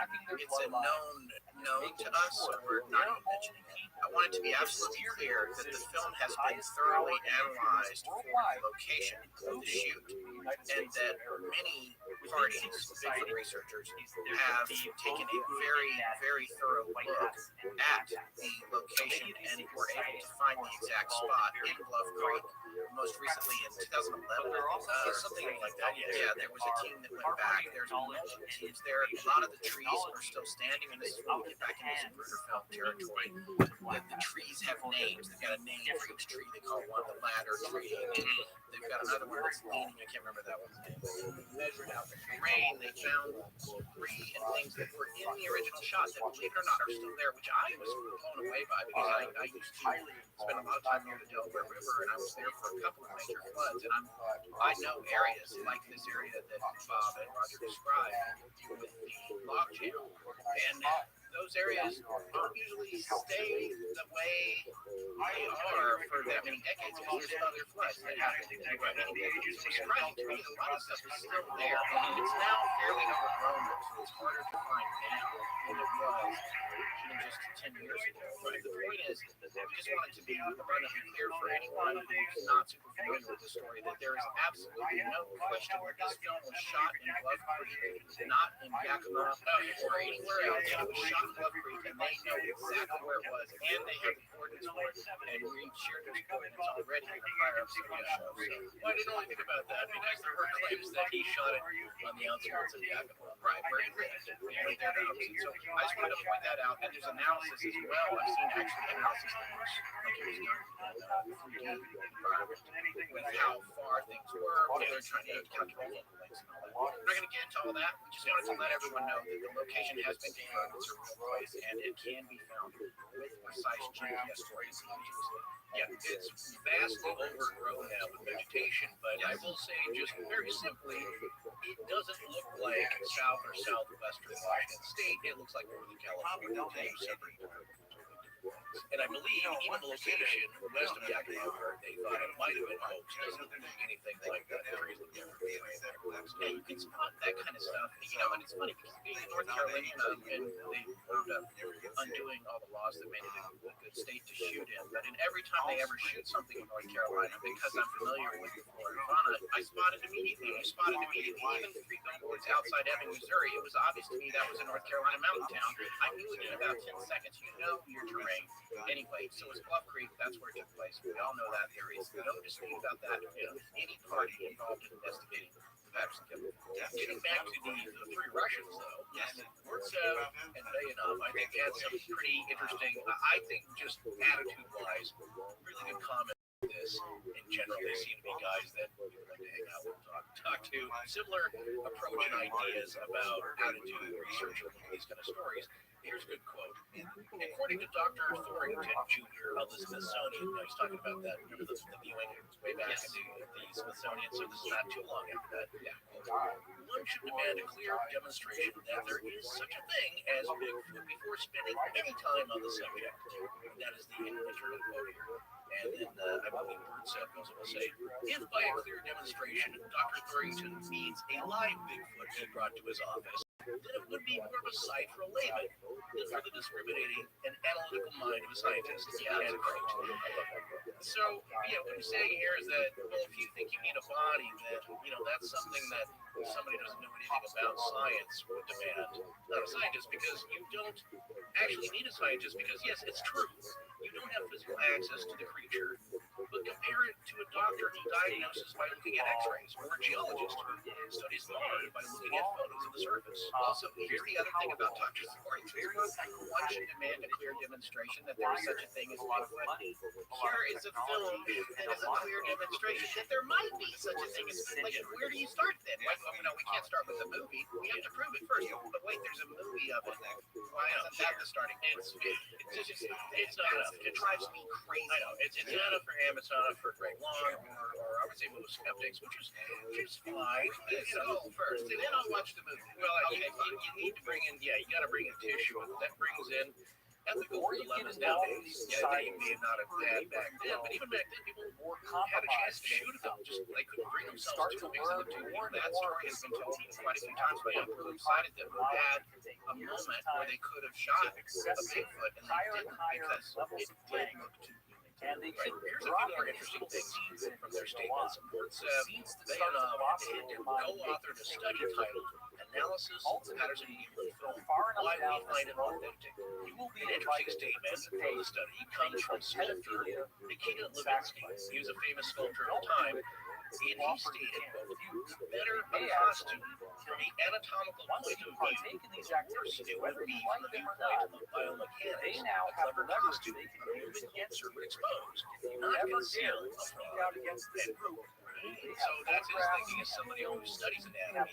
It's good, yeah, it can work one way or the other. Making it work both ways is usually yes. I take this to mean that a more anatomically accurate costume that was tight fitting to the wearer, so it would be more. I guess if you wanted, again, I'm thinking this person has to be a huge body, yeah, with well-defined muscles for that to come through in a skin-tight suit made of spandex, which was around at the time. But that this tight-fitting outfit, then if you didn't exactly look like Patty, it would look more unrealistic when you're actually moving around it. So it would have to be extremely sophisticated and complicated suit with maybe things that were moving on it to give that kind of jiggle and muscle mass appearance when it moves. Loose, detailed costume will let you get away with much more when you're moving in it, right? That's why when you see a Bigfoot film, the legs look baggy. Yeah, okay. Well, that's what our costume is. By the way, before this series is over, I do want to make a short film with the costume. I think I'm gonna put it on, and I'm gonna do the compliant gaze.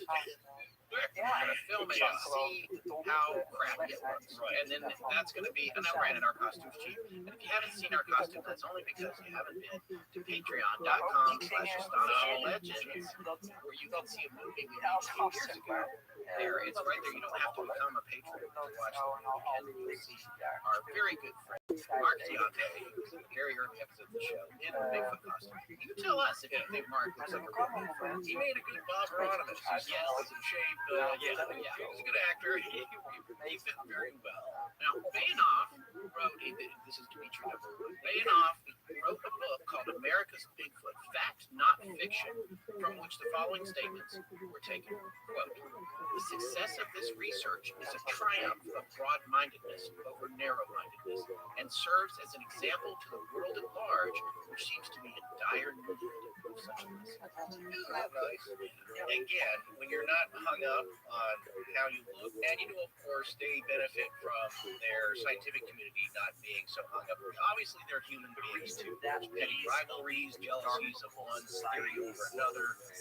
That's just going to happen with people. But in terms of just considering this stuff, they'll take a look at it and they will analyze it, take it seriously, and see if there's anything there to it. Whereas here in the States, they won't bother with that. And if you do, then you do suffer the wrath of more contemporaries. Now it's time to talk about Dimitri number 2. We had lots of Bobs, like I said, it's Russia. Now we got lots of Dimitris. This is Dr. Dimitri Donskoy. Wait a second. Yeah, I'm not sure that Dimitri is the equivalent of Bob over there. I'm not saying it's the equivalent. Okay, but there are a fair amount of Dimitri, as long as that's clear. Dr. Donskoy is chief of the chair, which is my new favorite title. That's I'm chief of this chair that I'm sitting in. Chief of the chair of biomechanics at the USSR Central Institute of Physical Culture, Moscow, Russia, and of course, USSR.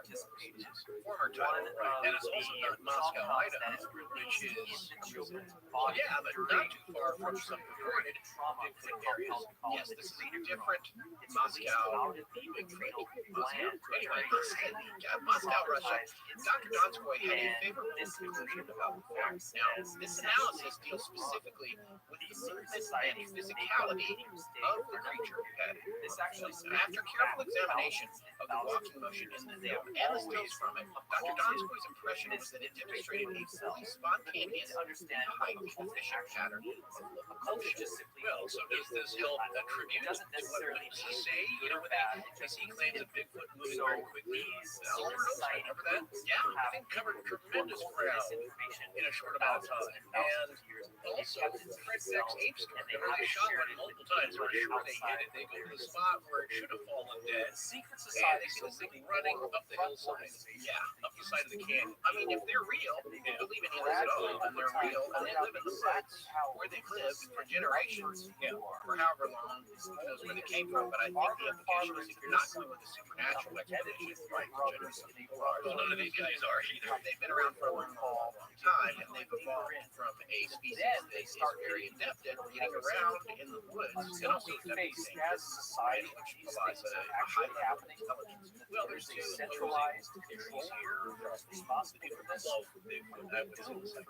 No, some are actually very interested in the phenomenon and want to study it as a natural, previously undiscovered, uncataloged primate creature. Isn't it so nice that we don't have reputations we have to we can just talk about sort of whatever we want. We've got nothing to lose. Well, we can shape it, and I can tell you that. Yeah, not too far to go, but that can happen. But my point is that scientists here, as you'll see, really want to study it. The ones that take it seriously think it could be real. It could be a possibility with these reports. It's just that it's been undiscovered and unknown to science, somewhere between what we know as gorillas and orangutans and humans.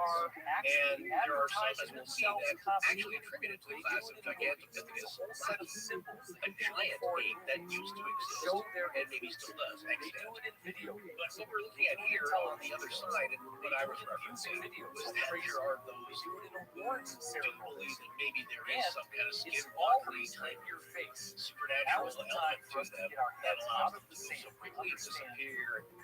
So we all kind of know about that. Yeah, I'll bring that up in our conclusions. I feel sure that's right. But you're not going to get that from these serious scientists. They're going to study it as a real creature with specific walking habits. Right. And what Dr. Donskoy said essentially was that in all the strides of movement, there was good coordination with the arms and legs, or what is known as cross-limb coordination. He said the creature has big, energetic strides. When a human makes those long strides, they walk very fast, and the momentum created overcomes the braking effect of the leg being put that far forward. Momentum is proportional to mass and speed. So the more massive the biped, the less speed is needed to overcome the braking effect of the legs when striding. The opposite is true. The less mass, the more speed needed to overcome the braking effect. Now, I would interpret this as meaning if a human were making those big strides, they might appear to be jogging or looking more like a speed walker. Yeah, so you understand the concept here. You have that weight, the momentum of a large, heavy mass moving forward. If a human were to do that, then when you put your foot that far forward, it's slowing you down to do that. Right. That's the braking effect. You have to overcome that loss of momentum. Exactly. Yeah. The character of the swinging movements indicate massive, strong arm muscles. Now, Dr. Donskoy also said that the creature's legs bend with each heel strike, absorbing the shock of the very heavy weight with each step. You can see certain leg muscles tensing in preparation for each powerful toe-off, contributing to the rapid forward progression.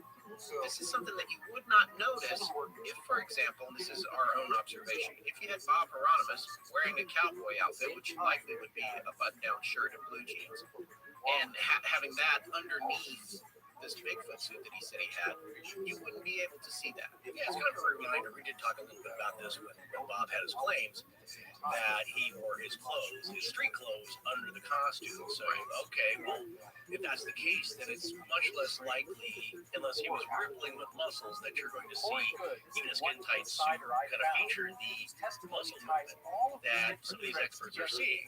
in the right places and tensing and relaxing properly with the motion. Walking at the arm swing. You can see deltoids on there too.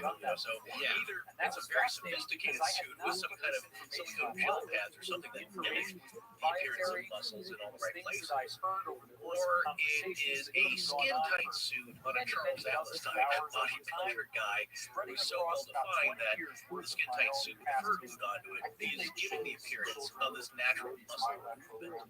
Dr. Donskoy also goes on to say such considerable knee flexion is not observed in normal human walking and is only practiced in cross-country skiing.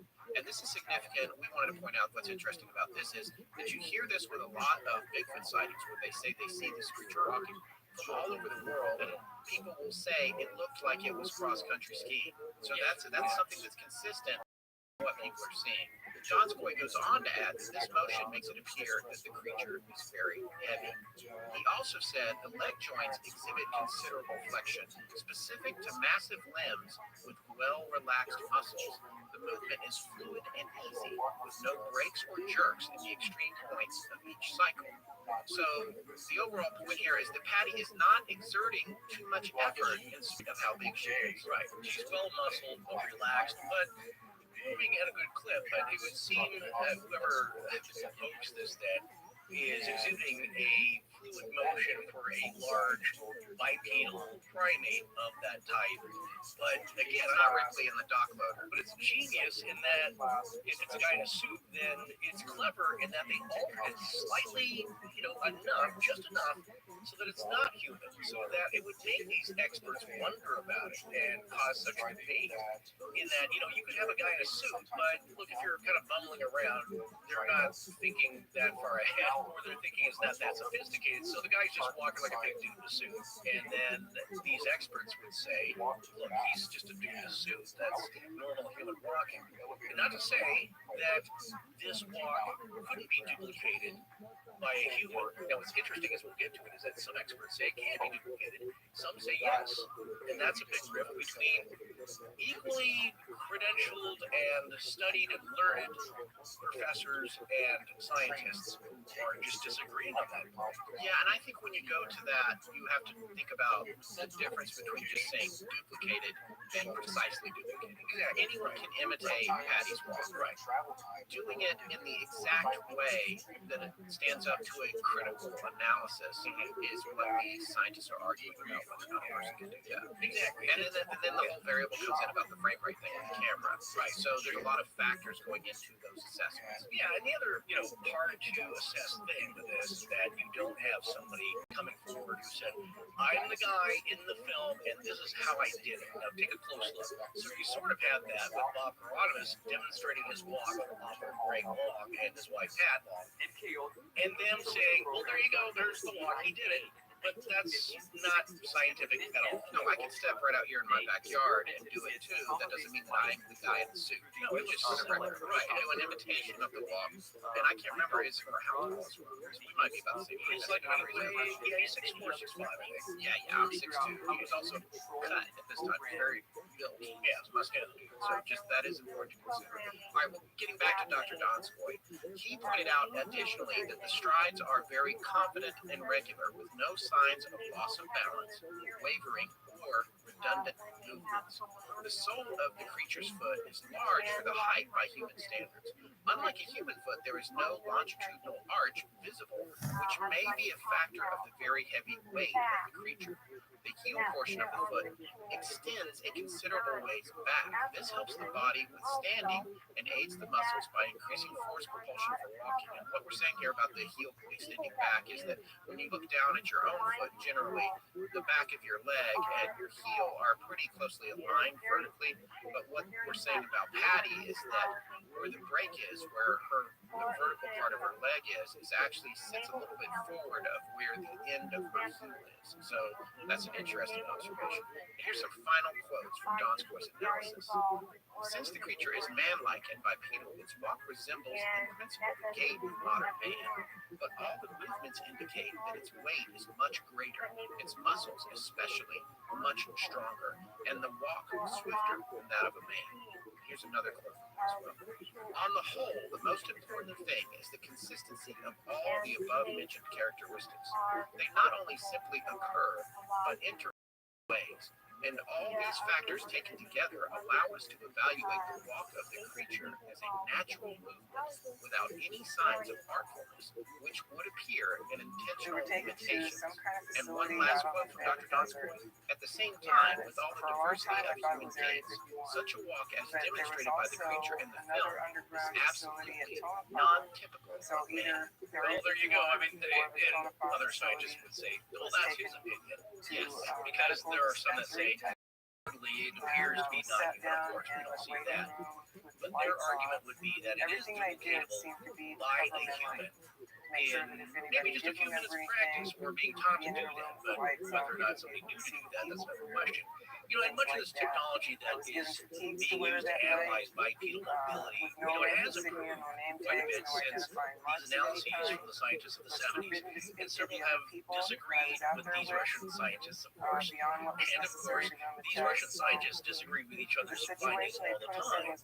So even though the technology has improved since these times in the 70s, some things have not really changed. And what's funny is some of these principles of motion and mobility are still being debated today, no matter the technology. It's not like technology has solved all of our problems and have made scientists all stand on the same page and agreement. So again, that's probably just human nature. If you're a person who studied what you believe, as we've always talked about, even with archaeology or whatever it is, experts disagree all the time and will always continue to do so. So what we're going to do now, though, is take a look at some of the, I would call it unfavorable views, but ones that are either on the fence or still have questions, still have some doubts about the validity of the film or its intentions or what's actually on the film and what that thing is actually doing, to some who just believe that, yeah, I don't know, it just seems more like a hoax than it does real, which is all I can say. None of them really go out and solve the mystery that's been debunked if it's a fake. All right, so who are we going to talk about first here? Well, one of them is a renowned anatomist from England, D.W. Grieve. At the time, he gave an analysis of the film, and he knows his stuff. He's a reader in biomechanics of the Royal Free Hospital School of Medicine in London, England. But he was also kind of on the fence about the film, too, and I love, he has a few quotes coming up here, which I love, because he took a serious look at it and really studied it. And again, when it comes to biomechanics, he really knows what he's doing and talking about here. But one thing you have to keep in mind about Grieve, as well as all these other scientists, we have a poor set of data by their standards and a limited one. It's just this film, which is old. It's not high def, so it's very clear, as we've said before, but it's limited. So his views kind of depend on the specifics about the film that could be ascertained at the time, or just unavailable at that time. So he's given a limited data set, is what we're saying, as well as the rest of the so we have to keep that in mind. Well, mainly two conclusions regarding the film speed and the authenticity of the creature were made by Dr. D.W. Grieve, who is that biomechanical expert in London. One was that if the film was shot at 18 frames per second, a human being could not duplicate Patty's walking pattern. If the film was shot at 24 frames per second, the walking pattern could be duplicated. Primatologist John Napier came to a similar conclusion. Another big word we can talk about later on here. But Greene's goal was to compare the creature's gait, how it resembled or differed to that of a human gait. The parameters for comparison were stride length, time of leg speed of walking, and the angular movements of the lower limb. The problem is that these measurements are known for humans under optimal conditions, which was not what Patty was walking in, and not at a consistent line in the film frame. So that's why I was talking about like bad data that you're going off of here. Right, so the point is, Patty is not standing on a stage with the little half circles behind her, like every, Mythbusters experiment, the yellow and black bars for you to check. And they don't have a standard for that for humans either. Right, they don't have a bridge. Yeah, he's looking for a black screen. Right, Edward Muybridge didn't shoot. Jagger, look it up. He didn't shoot that, and all the studies that have been done about human locomotion were not done in the Love Creek Stream. He's a short hair, so you can't make a direct comparison. Exactly, it's not scientific. So since we have all this human data from a pretty good a data set of the variations of different types of people, how tall they are, how they walk. You compare that known quantity to something that is really unknown in this film. Now, if you could get Patty on a stage, or Bob Hieronymus, or whoever it was that people claim is the guy that hoaxed it, then you can make a comparison. But you don't have that. So again, there are all the factors about this film that are not ideal, but at least you have this clip. You have a good sequence of walking, although a lot of it's jerky, it's bumpy. These guys did not have stabilization at the time, so that's another factor that didn't help. But from what they could tell, these are their observations. Now, this is interesting, though, about the film speed, because at the film speed, 16 frames per second, then quote, this is from Dr. Reed, the cycle time and the time of swing are in typical human combination, but much longer in duration than one would expect for the stride and pattern of limb movement. It is as if a human were executing a high-speed pattern in slow motion. I found that to be fascinating. So again, that's if the film speed were 16 frames per second. Now, same thing for filming at 18 frames per second, unless the intrinsic properties of the limb muscles or the nervous system were greatly different to that in man. If the framing speed was at 24 frames per second, then according to Reed, then the creature walked very similar to a man walking at high speed. If the framing speed were even higher, then the similarities increase. I just want to remind everyone that Roger Patterson himself told John Green, Bigfoot researcher John Green, that he shot the film at 18 frames per second. However, the K100 does not have an 18 setting, it has a 16 setting. Right. On the other hand, we know that there have been experiments done to show that the K100, even when it's at 16, actually shoots at 18. Bill Munn, in particular, did it. He bought 10 of the cameras, I think, and you're going to be hearing from him in a later part of the series. He's a special effects expert and costume designer, and has also done the most involved film analysis of the film that's ever been done in history. But anyway, so the point of this is just we wanted to remind you why these frame rates are important, and to point out that Roger Patterson never said that he shot this film at 24 frames per second to anybody. Yeah. And he may have also known that the 16 was really 18, so that when he said 18, he may have known that it would have been at 18 even if the dial was on 16. But again, as Forrest said earlier in the series, additionally, frames per second dial did not have click stops. It was analog. Right, so here's a few interesting conclusions by Green. One, quote, I can see the muscle masses in the appropriate places. It is a fake. It is an extremely clever one. Boy, we're getting tired of hearing that. Yeah, it just keeps coming back. Right. But that's their opinion from that point on down when you're on the fence. You know what I like about that is that a lot of the scientists like to say if it's a fake.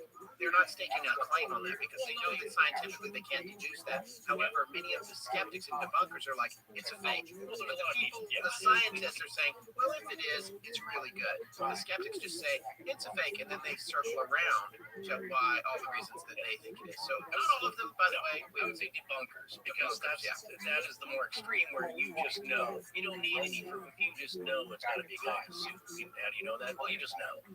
Where there's a will, there's a way. Right. And that's what they would say.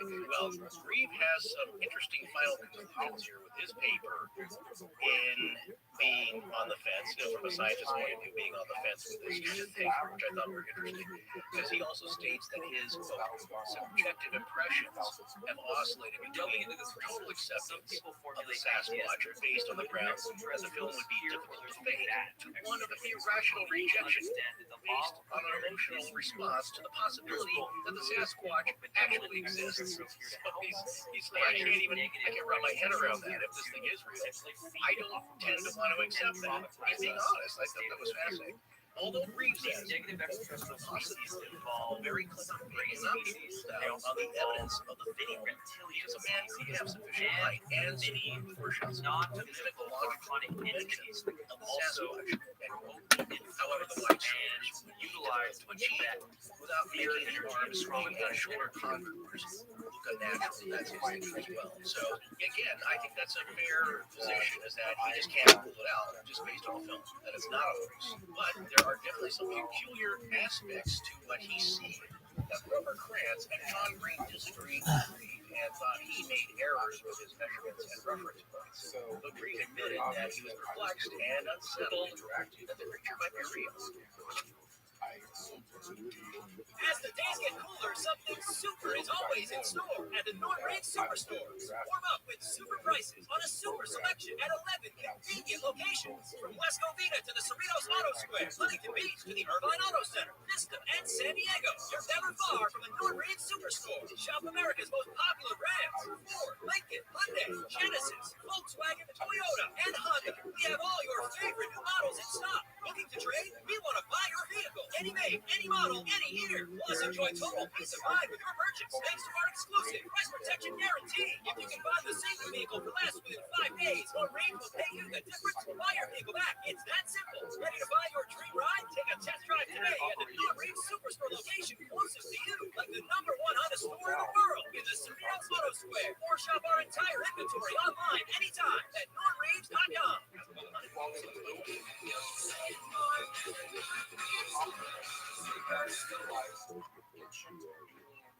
How powerful is the Cox network? So powerful that one day the internet will let your doctor perform miracles from thousands of miles away. Connecting to remote operating room.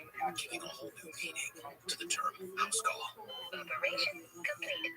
The Cox network with gig speeds everywhere. It's internet built for tomorrow, today. Cox, bringing us closer. In Cox serviceable areas, speeds vary and are not guaranteed. Cox terms apply. Other restrictions may apply.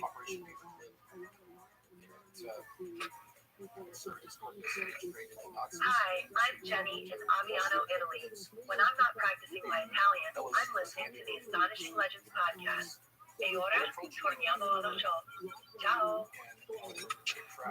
Okay, now as I was talking about a few minutes ago, frame rates, we want to go a little bit deeper on that. We've touched on this off and on up until this point in the series. But what you can tell is that for all of these scientific analyses, the film speed, or the number of frames per second that the film was shot at, is greatly significant and can alter the scientific analysis for some of these experts. Igor Bortsev also analyzed the significance of film speed. The Kodak K100 that Roger Patterson shot on had settings for the film at 16, 24, 32, 48, and 64 frames per second. Bortsev concluded that the film was shot at 16 frames per second by analyzing the vertical oscillations on the image as Patterson was running while filming. As we told you, there's a point at which he runs, and that's part of the reason it's so shaky before it was stabilized here in the past decade or so. It's very shaky and he's running, so Bortsev was able to take a look at that and make a calculation on the frame rate. Grover Krantz, going off Bortsev's calculations, said since we know Patterson's height was 5'2" or 5'3", we can reasonably calculate Patterson's running pace towards Patty and then match the bounces in the film to determine the shooting frame rate. Again, the most analyzed film besides the Zapruder film. It's just amazing how much people have looked at this. It's unbelievable. Based on that information, Krantz believes you can rule out 24 and 16 frames per second and settle on an actual frame rate of 18 frames per second. I just want to remind you, as we said before, it's thought that these cameras, even when set to 16, actually shot at 18. Now, if Green and Bortsev are correct about the lower frame rate of shooting, the walking pattern, according to them and several others, could not be duplicated by someone. Bortsev incidentally also discovered a detail from the sole of the left foot in a still frame, which corresponded to a detail in a plaster cast. And that's very interesting because it makes a direct connection between Patty and the footprint impressions, which one might think would need to be created separately in the event of a hoax to be most effective. But it says that those casts were made from whatever That thing was that was walking. that right. So it either had to exactly match footprint of some kind or some kind of machine that generated a lot of weight and depression into the soil. It had to match what was seen in the film. Right. Now, this is where it gets super fascinating. Renee DeHinden and others examining the incident site in Bluff Creek tried duplicating walking quickly in Patty's path and noted that none of them could speed walk it in 40 seconds. So he eliminated 24 frames per second as the film rate.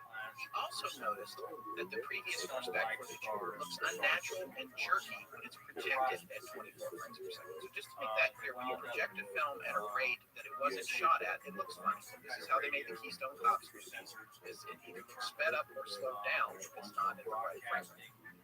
The other thing you can do mathematically, and what they did was say, okay, well, if it was shot at this frame rate, we know exactly how long it will take to traverse the area that Patty walked. So we're going to try to walk it in the corresponding amount of time. So that's how they're making predictions. Now, Patterson himself said that he normally shot at 24 frames per second, but in all the excitement, he didn't notice what frame rate set the camera was on later.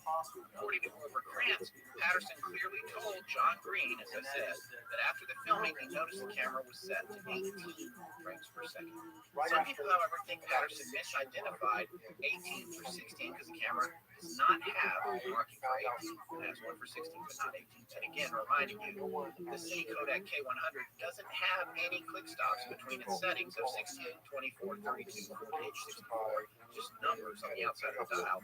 And you rotate that dial to line up the mark roughly with the right frame rate. Yeah, meaning you could get the camera to shoot at any rate in between those. It's a sliding dial, you could say. Yes. So you could have it physically set between 16 and 24. Yes. But you really wouldn't want to do that. If you're filming, you want to keep things consistent. Before you were going to do a normal shooting session, you would have one of those that met your preference. Yes, back then it was very hard to build a camera like that mechanically that would shoot at a specific rate and offer multiple rates in a variable way that would have hard stops for all the frame rates. That's why that dial was adjustable like that. They didn't have the ability to build an affordable camera that would allow you to click stop at 16, 24, 32, 48. This was an accessible camera for people, wasn't it? Yeah, because the technology wasn't there. They would have done it if they could, because the last thing you want is some kind of crazy variable frame rate, because then you got to match your projector up to it later. It was as state of the art as it could be for its price point and its technology. Now, according to special effects makeup expert and film analyst Bill Munns, who is again a guest of our show, and you'll be hearing from him after the series is done, he heard via a researcher named Bill Miller that a Kodak technician had reported that even when the cameras are set to shoot at 16 frames per second, the mechanism actually shoots at 18. Munns went out and bought, as we said a minute ago, 9 K100 cameras, and he has tested at least one of them and is going to continue to test the others. Actually, I meant to ask him about this. I'm going to send him an email and see if he's done any more, and we will get back to him. Right. So now, we should talk about Dr. Grover Krantz, who has my favorite first name. I love Grover. So, from Sesame Street. Yeah, from Sesame Street. It's a different guy. That was maybe anyway, Forrest, what you tell us about Dr. Krantz? Well, as we've heard quite a bit, he's probably the most notable, or I guess at this point, famous in the Bigfoot research fields here for being a proponent of the Patterson-Gimlin film. Now, he was a physical anthropologist specializing in evolutionary anthropology and primatology. And he became famous, or I guess notorious, for being one of the few scientists in that field to actually study Bigfoot beginning in 1963 and the Patterson-Gimlin films and actually take it seriously. And he eventually came to be a proponent of it, although not at first. He's not a known figure in my region, at least with the older set, because he taught at Washington State University, WSU, Wazoo, for 30 years, writing 10 books on human evolution and authoring over 60 academic papers. So he was the right type of expert to study this phenomenon, you could safely say. Oh, he doesn't know what he's talking about. 60 academic papers. Come back to me when it's somebody that's written 70. And the fact, though, that he, an emphasis in evolutionary anthropology and primatology. Yeah, what does that have to do with Patty? Like I said, it doesn't matter what you've studied, how many papers and all that. Another scientist, or a group of them, or the whole field, could very readily disagree with your findings. And, of course, that's what happened here. But Krantz first saw Patty as still frames from the film when they were published in a February 1968 issue of Argosy magazine. At this first sighting, he thought they were some part of an elaborate hoax, stating that it looked like someone wearing a gorilla suit, and that he only gave Sasquatch a 10% chance of being real. But it wasn't until Krantz examined the film plaster casts that were taken in Boston, Washington, in December of 1969, that he started to believe in Bigfoot, or Sasquatch, as he called it, which is my preferred term just because it's what I'm saying. The tracks were left in the snow, these Bigfoot tracks, and it was because they had microscopic thermal ridges, or what we know as fingerprints. I think that's what fascinates him so much about these, along with a condition thought to be clubfoot, or as it's known in Pelopes, equinovarus, which we talked about in the Loftus Hall series. We tapped once by and freaked out. She possibly mistook someone, right? Yeah, for the But imagine seeing a Bigfoot track like that. Again, very clever. I definitely want to know if Ray Wallace created a man wooden variables footprint with a club Bigfoot. I don't know. Again, it's a clever. That's right up there with the moves on it. It is part of that. It is part of the variations that have kept people baffled. And you could say, well, of course, that's what a hoaxer would do. They throw in something that baffles people. Most of what happens, often these jokesters, they're instant laugh and they're not that critical about it because, as you can see from experience and history, they often aren't easily caught because there is a very hokey aspect which is easily detectable. Prince was compelled to such a degree that he had both the FBI and Scotland Yard analyze the thermal regions and heard back from Scotland Yard and their conclusions that they were, quote, probably real, and quote, Secretary of Defense John Rumsfeld testified in front of the Congress. Probably real or not, there was, that's probably real. Seems very accurate, I think, is their assessment there. Well, Oscar Washington was also where Krantz met John Green, and they remained lifelong friends after that. Roger Patterson was one of those who went up to the Bosworth site at that time to check out the prints, which advocates would say shows that he was genuinely interested in the phenomenon. He went out, and the interesting point there, of course he would go there. Right. I mean, just to be fair, because I'm a proponent of believing Roger and Bob Dylan, but still, the opposing viewpoint would say that it's possible, and I want to make clear that I'm accepting this possibility. It's possible that they both believed in Bigfoot and hoaxed it. No, that is also, and so you can't just say, I get that you can't say, why would you go there? It is a serious hoaxed it, and it's like, no, and this is something that we just briefly we've talked about before. Folks that are in this position, and especially something that they become particularly obsessed with, often want to recreate something that they witnessed and did not get any evidence of, or they're so desperate to convince everyone else that it's real, they hoax it because of that, because they want everyone to believe, because they believe even if they've never actually seen it themselves. So I do accept that possibility, although it is still irrelevant to the empirical evidence of the film itself. Is only one base. Again, you have to ignore that. None of this proves anything really. Not to bury the lead or give a spoiler away. I call Area 51 a mega base. It's got more than one base in it. Strongpod has range, Area 51 S2, S4, Root Lake, and a host of others. Wow. No. What went on there that These mega bases, well, what bugs me the most about that is that a lot of well, people think not for gross national product. Right now, we're spending 28% of gross national product on building oh yeah, that's the bases. there's so much more to it. There's so much more to it. China has Well, anyway, 15 different France ghost was cities kind of one of those people who collected just said, are built "Nah, estimated finally 64 analyzed the million PG of inhabitants. and after studying Patty's particular rock and All of factories the like infrastructure, Brussels, all Lexington, the plumbing, all the electrical, everything you need for a city, Kratz there's is one of the nobody few there. scientists who even bothered looking at the film. 15 And Patterson thought most scientists would be interested because he Now remember, the footage. China's gross domestic product is $11.2 trillion. I guess They're not being even spending the naive majority or of their hoping that gross it would domestic go product viral in the on scientific these ghost community. He just cities. saw like, well, here And you yet go. they You guys have could be money interested to in this, do right? it. I mean, look at It's this. only This cost is, them again, $1 my trillion. second reason that So Kratz once you is start one of my thinking about it favorite that guys. way, The you first start one to being see an old reminder how me, much you can money, see his thousands skeleton. of billion They dollars, donated to $1 science billion along is with a the lot. skeleton of one of You're his a billionaire, favorite you can Irish do anything you wolfhounds, want. standing on his back Thousands of legs and billion giving him hugs all dollars the way up at his is a shoulders. sum of money How cool is that that? just gets That's dropped how out there he with is for a starting trillion to people. people I'm not really thinking about and also how he was afraid to look into this. an And that entire takes courage. city. Yeah, no, his career, you can say he Articles suffered on China's greatly. I ghost think cities it refer delayed to it his as tenure China's and multi-billion it caused dollar problems. decades, trillions. In fact, in 2016, one estimate that I saw showed that the total estimated It's debt understanding a little China bit. has I gone don't into want to risk those your ghost entire cities reputation, is but I only admire the people who do it. $2.5 trillion. And that's 50 different cities with 64 million people. Just because they think that as they continue to have a population boom, they need to have a place where these people can eventually go. But literally nobody's there right now. So imagine what that means when you start tossing around a figure of two big failed banks. You need a bailout According to Senator Ron Paul, it's $29 trillion. You're talking about over 10 times the amount of money that China needed to build 50 different ghost cities that can hold millions and millions and millions of people. brains, and there's So then the question is, where did all this money go? The total amount of money in the world in 2008 year of collapse, gross world product, or GWP, was only $60 trillion. So the theft of $29 trillion from the printed out of hot air US dollar is half of the wealth of the entire world. Try to wrap your head around this, because what I'm telling you is, from all the insiders I've been speaking to for the last 20 years, they are building civilization.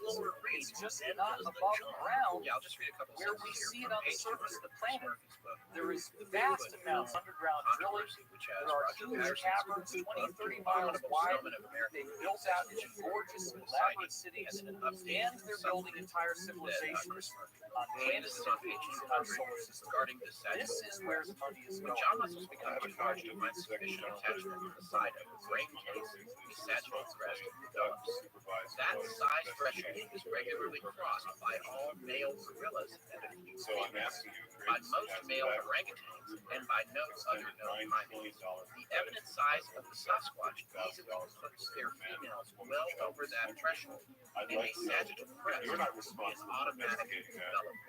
The evident size of the Sasquatch easily puts their females well over that threshold, and a sagittal crest will be an automatic development. Yes, once again, as increases, brain size increases at a slower rate than does the jaw. So what he's saying is that's not specific to the sexes of the male or female primate here. It's just about size. Right. So that's a direct rebuttal for all those people that say, well, how can it be a lady? It's got a man head. That's the answer to why that's not an accurate assessment. Well, in relation to that, regarding the breasts, that the species should have enlarged breasts at all, which is a human trait. It was also a point of contention to some critics, but that they would be hair covered in a temperate climate seems perfectly reasonable to me. So he's saying, I don't see what the problem is. Most of these agents are comparing them to hot humid climates usually have less hair.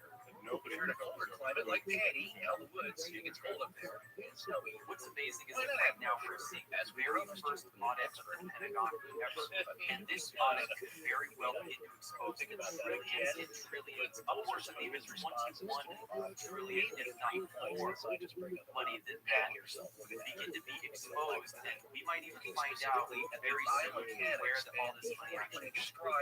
Let's go back now to the Bible. We've got these calculations from the source material. Maybe there might be some discrepancy stands for one of that. In any case, here with a 41-inch spine like this, what we're finding is that the Francis Dale banks is that the are only appearing to be in competition with each other. LIBOR scandals. So here's a note I found. These guys are calling each other on the phone, colluding about how to rig Arizona State their own University interest extension rates, so that one appears to be winning, one appears to be losing, but they're actually like branch offices of a single larger corporation. All of the apparent competition, all of these guys' stock is going down. Oh, it's a bloodbath. No. They're doing all this together. They're competing only on paper when in fact it's collusion. This is financial organized crime on such a massive scale. How can you arrest all the banks? They're too big to fail. This gets into the law that was passed in the United States in 1970 called the RICO Act, which stands for Racketeer Influenced by researchers Daniel Perez and that act was built to be able to take down massively organized crime. None of this really makes sense until you get back into the idea of the Federal Reserve System. and as long as Up until the Federal Reserve was founded in 1913, the human foot and the leg United are States very different from what you essentially see in was the in film, control and of not its caused by a currency. man wearing a gorilla The costume. same banking cartel that you've been talking about works behind the scenes Again, I'll just say, creates even in the a reason fake economic crisis made in the late 1800s and early 1900s, which caused regular Americans to have their savings wiped out. This became such a crisis that people were desperately calling for 35% of the standing height. then the government comes along and says, are about 6 foot, look, 6 we're inches bribed, tall. corrupt politicians. So, We don't really know what we're doing. They have spokespeople saying these kinds of things. They're in talking media. about Let's bring in the 28 inches, or at least Let's bring in the talking rich about bankers, people who really know how to make money. They've been doing it for a long time. They're not just going to hold an office for 3 years and go disappear. Right, you're in your mind. They are the guys That's what I'm who thinking. really understand how to run the No, but I'm saying you're What do we looking at do? that arm with that Hand big it over tattoo. That's the part. We're not issuance looking at the of back. We're looking at the side. to a Right, private because, of course, that would corporation, be accounting private for chest bankers. too. You It's see not Federal broad Reserve shoulders, notes on the it's U.S. dollar. That means it's printed by the Federal Reserve. The Federal Reserve, since they came into power just over a century ago, has eroded the purchasing power of the U.S. dollar by 99%. And here's a So fun what comparison. was really going on there? You talk about big These guys. investors Andre the built Giant up had the a typical equity human of the ratio of United States, 24%. made us more And profitable. very rarely It's exactly have a the shoulder opposite. ratio of We have been 30%. living in a So prolonged the Robinson economic have a depression. wide shoulder ratio. They just to don't their call it standing that height. because the But metrics that we Patty's was use to measure the 35%. economy So are coming think from a about big that. system, Andre the Giant, just like we 24%. saw with Patty, LIBOR. 35%. Don't bother to look at the Dow Jones. Don't bother to By the look way, at the NASDAQ. Rocks That has biceps, nothing to do with 19 reality inches at his of biceps, everyone which else isn't all the way up, even how up his hard shoulder, it has which is become smaller. to earn a That's living. circumference The too. complete wiping out of the So middle again, class. rarely do You humans have have a rich, shoulder you ratio have of poor. 30%. And even among the This rich, would you make then have Patty's super shoulder rich height people, ratio where a 50% concentrated wider small than the cluster average. of individuals France would have get so that. much wealth You could that have it the can natural feed arm entire and movement. nations, You see the entire all wearing a suit with So that this much is something up that shoulders. is economic Imagine you see inequality Patty's. that must I be like to make a addressed. point that I And the only way that we're ever really going to any learn of our this notes. is by a So I collective, think I'm making a massive I understanding. definitely hope it's going to be like we're getting to it later. But here it is. With regard to Hieronymus and the football shoulder pads, it occurs to me that if you're wearing those and you're in a costume, that they isolate the movement between the tops of your shoulders and your arms in an unnatural way. Just like when you look at a football player on a football field, right? You can see a direct relationship between how the tops of their shoulders move in their arms, and you would see the same thing if Bob Hieronymus was in a costume wearing shoulder pads. I would believe in the patty footage as much with you. So that's kind of the point that some of these proponents are saying that what they see is clearly delineated muscle groups. Alien visitors or UFOs Immediately covered up dangling at all by costs. a contraption, whereas pads connected under the armpits and tied off at the neck, and of course a lot more stationary. They can put your arms in fluid. So what you see with patty is you have deltoids and triceps. Biceps, disclosure, plus images that fingers conjures up in our minds pulling up your shoes. is not a real thing, Very really. sophisticated. Because Well, now let's hear from two whether we're talking about the anthropologists United States, who I think have done a pretty good job of studying the the film actual agenda and the law, and they provide revealed. not so much a counterpoint to Robert Grant's studies, because I think that they thought his methodology was fine. I think the main problem with his take on it is that he was so confident in his final Or conclusion something that that the seems lock out of the scene in the ordinary. film could not possibly be done by a human. So they went out to see if that was true themselves. We So stand David at the J. birth, Daly is an associate professor of anthropology at ready the to University of unlock the Florida mysteries and a of biological space, anthropologist to free specializing the in the earth study from of the primate miseries of anatomy and disease, biomechanics. and to harness the Daly and his energy, anthropologist industries, associate and Schmidt technologies from Duke of University tomorrow. examined the A film new and conducted national their own prize will studies of stir our creatures' soul, walking lift our characteristics and sights, comparing them and to their heal own our moving experiments. division. Now, David's book, It's which we've time already to mentioned in remember this series, that came all out in the wisdom 2004, our soldiers Bigfoot will never Exposed, forget, an anthropologist that whether examines we are America's black enduring or legend. brown He had or also white, taken a look at we Robert all Kranz's bleed data the same calculations, red stating blood that of Kranz's patriots. endorsement of the film was the first to do so by a systematic dissection of it some 25 years after the incident. Hickling then summarizes his thoughts about Kranz's two specific arguments for the film's authenticity. First, that the creature's body proportions are outside the range of human populations and cannot be achieved by human wearing a costume. Secondly, that the gait of the creature is sufficiently distinct from that of living humans, enough so that a person couldn't duplicate the film subject's movements. Kranz used Bob Titmus's measurements of sight, which are questionable, and calculated its height estimates. Dagley states that Grover Krantz's calculation for her walking height, keeping in mind that she's sort of hunched over when she's walking. Yeah, she got that ape-like thing. She got a hunched over face, trapeze. Right. What Krantz had said was that when she's doing that, her height is about 6 feet, but that if she was stopped and standing straight up, it would be closer to 6'6", well within human proportions. However, this conflicts with Chris Murphy's stating of Krantz's standing height measurement of 7.3 feet.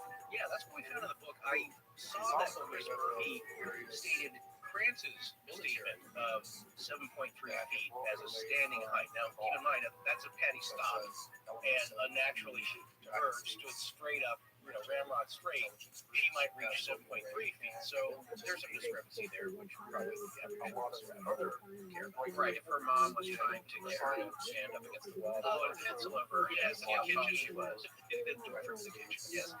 Krantz calculated that with that given height, and according to Dagley, he calculated a chest size of over 18 inches, with Krantz stating, I can confidently state that no man of such stature is built that broad. All right, this is from pages 124 and 125 of Dagley's book.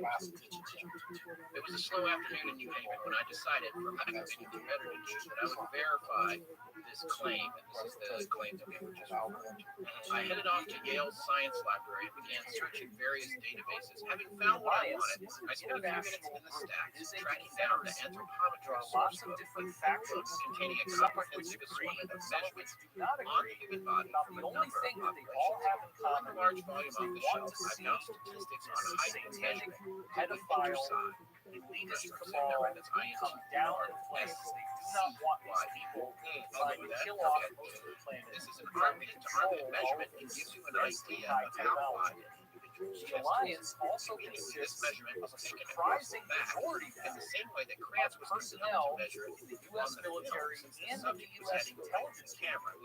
For So this we're very going to have I to have deal with the a fact set of sooner data or later, on over probably 1,000. sooner, that not everybody sample in the compared to government how many is running bad. around, but This it's is enough part to of the establish how psyop bizarre that was they put out through movies I'd like to and interject through here. media I'd like to get us to completely distrust Well, all educated levels statement of very society, all of yeah, all these, this, but it's also very so that casual. no one will ever be able to Yes. I was astonished not and gonna poring do over the this tables, by a not bunch because of it was keyboard dawning on me that a warriors flesh on the and internet. blood Bigfoot They're had not been going to caught on actually film. take the Instead, solid I was action. dumbfounded that Krantz, who was a respected scientist and a major researcher, What we now are could have been so counting up sloppy in making such August a claim.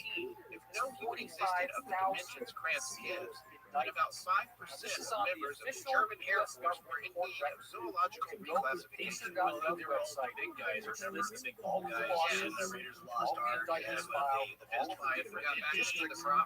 Yes, that guy. Just count up Impossible the he's got that. The Dimensions official of the count, film subject undisputed were count, anything but. The numbers were clear. If that was a Sasquatch, then it had the body proportions that can be found in people walking around today. Now this is I a left the library very considerably big annoyed, story. and I became People are deeply really skeptical not of the seeing remainder of exactly how Francis' art. awesome this Yeah, well, is. there you go. As we Let's said, talk about what do you have to do to get a sealed indictment.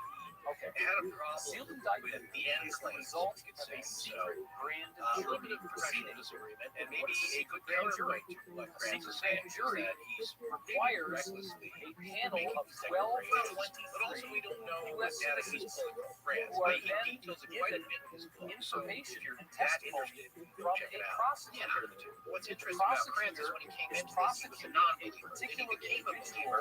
And so then if you're looking at the confirmation bias, has now that no might have idea been this is the worst going on. case.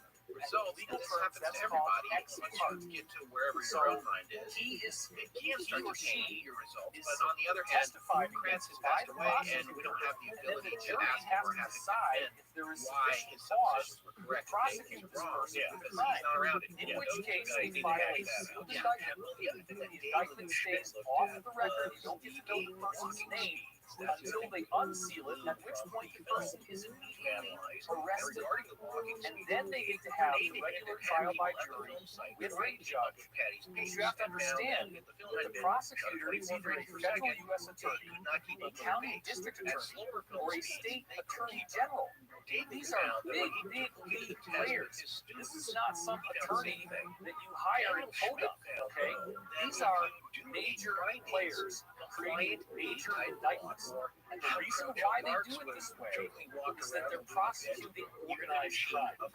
Typically, that's what it is. They're prosecuting a larger ring where they can't indict one person at a time.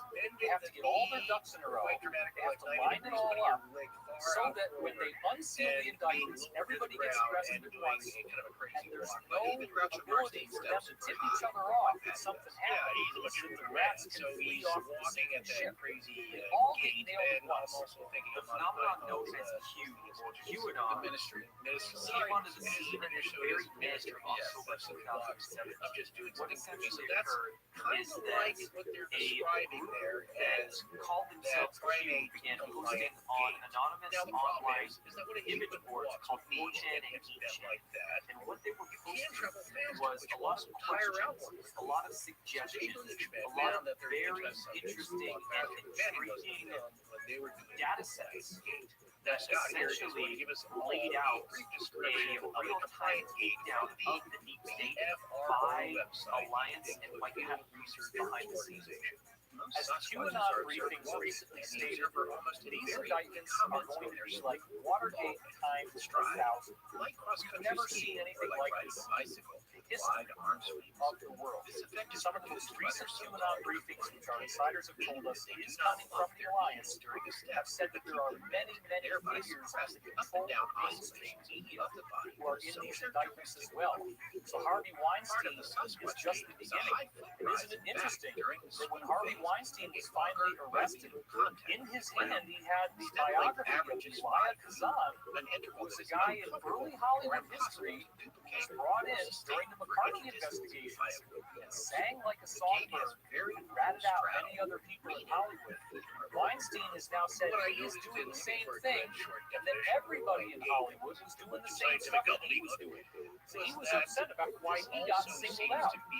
So once these indictments become unsealed, this will be the fulfillment of the mass arrest scenario that I have been reading on my website since 2009. The only two indictments that we've had unsealed so far involve Nicole Nexium, the founder of Nexium years, and one of his understudies, actress Allison Bennett. These are the only two unsealed papers so far, and their unsealed indictments actually label child sex trafficking on them. And Nexium is found to be a hotbed of cult activity, ritual abuse, and child sex abuse. So these are the only two records that have been unsealed so far, and they are taking down names of this caliber with charges of this caliber.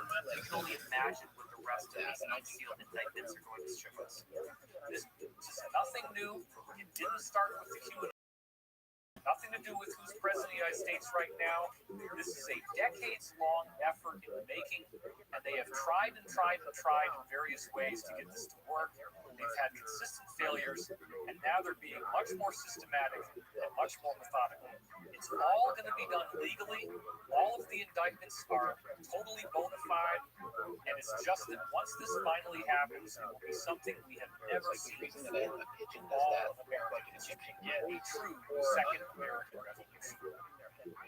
One of the things I learned as an FBI agent is not that I learned to believe in conspiracies more. What I learned to know is when I am caught up in a river of deception and everybody else around me is being taken on the same current, and we're all being taken in one direction, and suddenly one guy has to stick his head up and say, this isn't right. This is all wrong.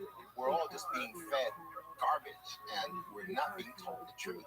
Well, how is it that technology in today's age, our technology has moved forward by leaps and bounds in so many areas, yet we're still driving, the entire world is still driving automobiles that function essentially on the same technology that they have for 100 years.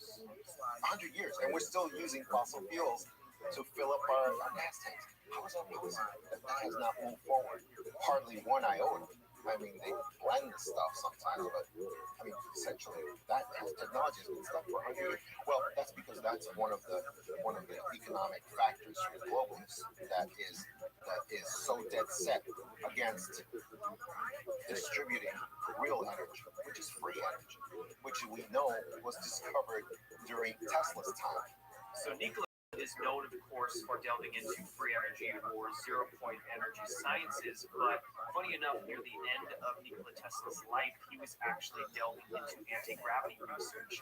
And unfortunately, Tesla didn't have enough time nor money towards the end of his life to be able to continue his research into anti-gravity, but he passed along his knowledge to a man named Otis Carr.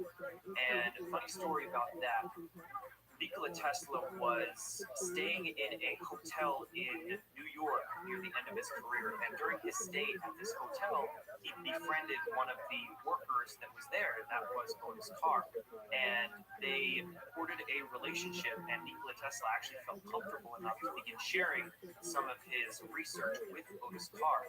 Now, Otis Carr then went, after Nikola Tesla's passing, to develop this research out a little bit more so, and Otis Carr actually developed what was called the OCT-X1, I believe, and it was actually a flying saucer craft that was piloted with the consciousness of the individual, and he did supposedly actual experiments that were successful in navigating both space and time with this craft. So we could say Otis Carr actually was the first person to develop begin to develop a civilian-based space program, but he was essentially run out of business and was not able to continue the work he was doing because the military-industrial complex suppressed his work.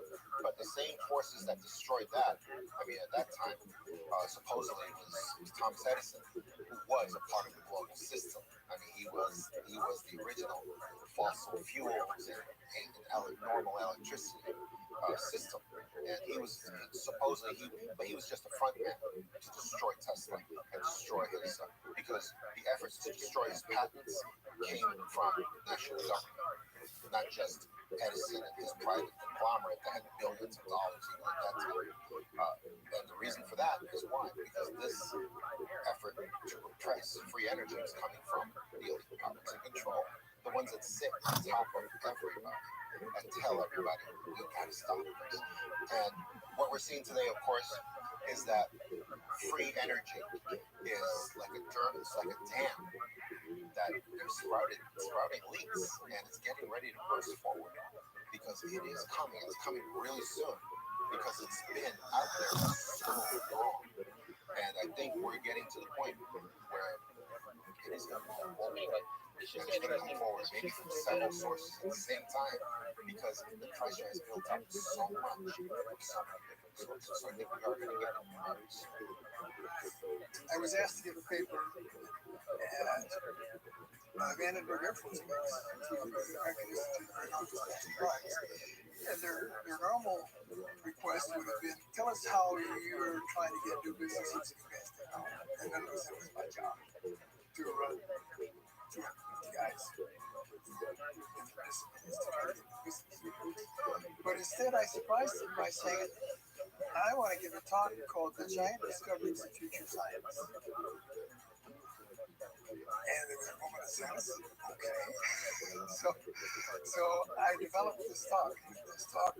What I established was I distinguished the difference between engineering and science engineers. People who want to build something that work, they don't really care how to get there. And scientists want to know the truth. And I made the distinction, and I gave examples of 10 scientific facts that are essentially established. The earth is bound by gradual processes. The maximum equations of Einstein, MC squared, that was all good. And then I took these 10 greatest achievements by the 10 scientists and asked, what can we tell about these 10? And the interesting thing was you could tell 3 things. Number one, not a single one of them was known. Number two, every single one of them had been criticized by their peers as stupid or sharp. And number three, the average age was 23. So I took that thought and wrote down a list of what I thought was the 12 greatest discoveries of the future. We had to adapt.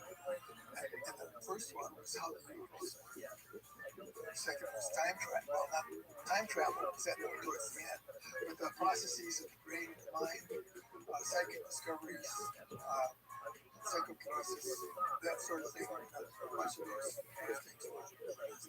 The amazing thing is that today, in 2017, I am satisfied that my list, I said, would maybe, and I give a probability of discovering these things 20 years from now. My list was essentially already discovered, every single one, including time travel.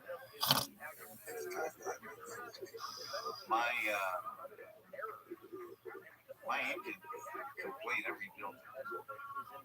I have the entire package setting and outsourced on the servers around the planet. But upon my death, the server's done everything it can do. And I mean everything. Blueprints, schematics, diagrams, list of materials, list of tools, list of suppliers that will help you get mentioned three-dimensional working model. You'll be able to any normal lab will be able to reconstruct this thing, get the same results I did. And I want that done because that will be validation technology. But once it's built, it's not going to sit there. They're going to use it. And I suspect in a year's time, once that kind of technology is done, they build it, start using it. Oil is reduced to a lubricant planet-wide. That's the first step. And what happens next? I don't want to be around. That's the reason I did the media service. I'm into that. So I'll just leave it behind and y'all can play with it.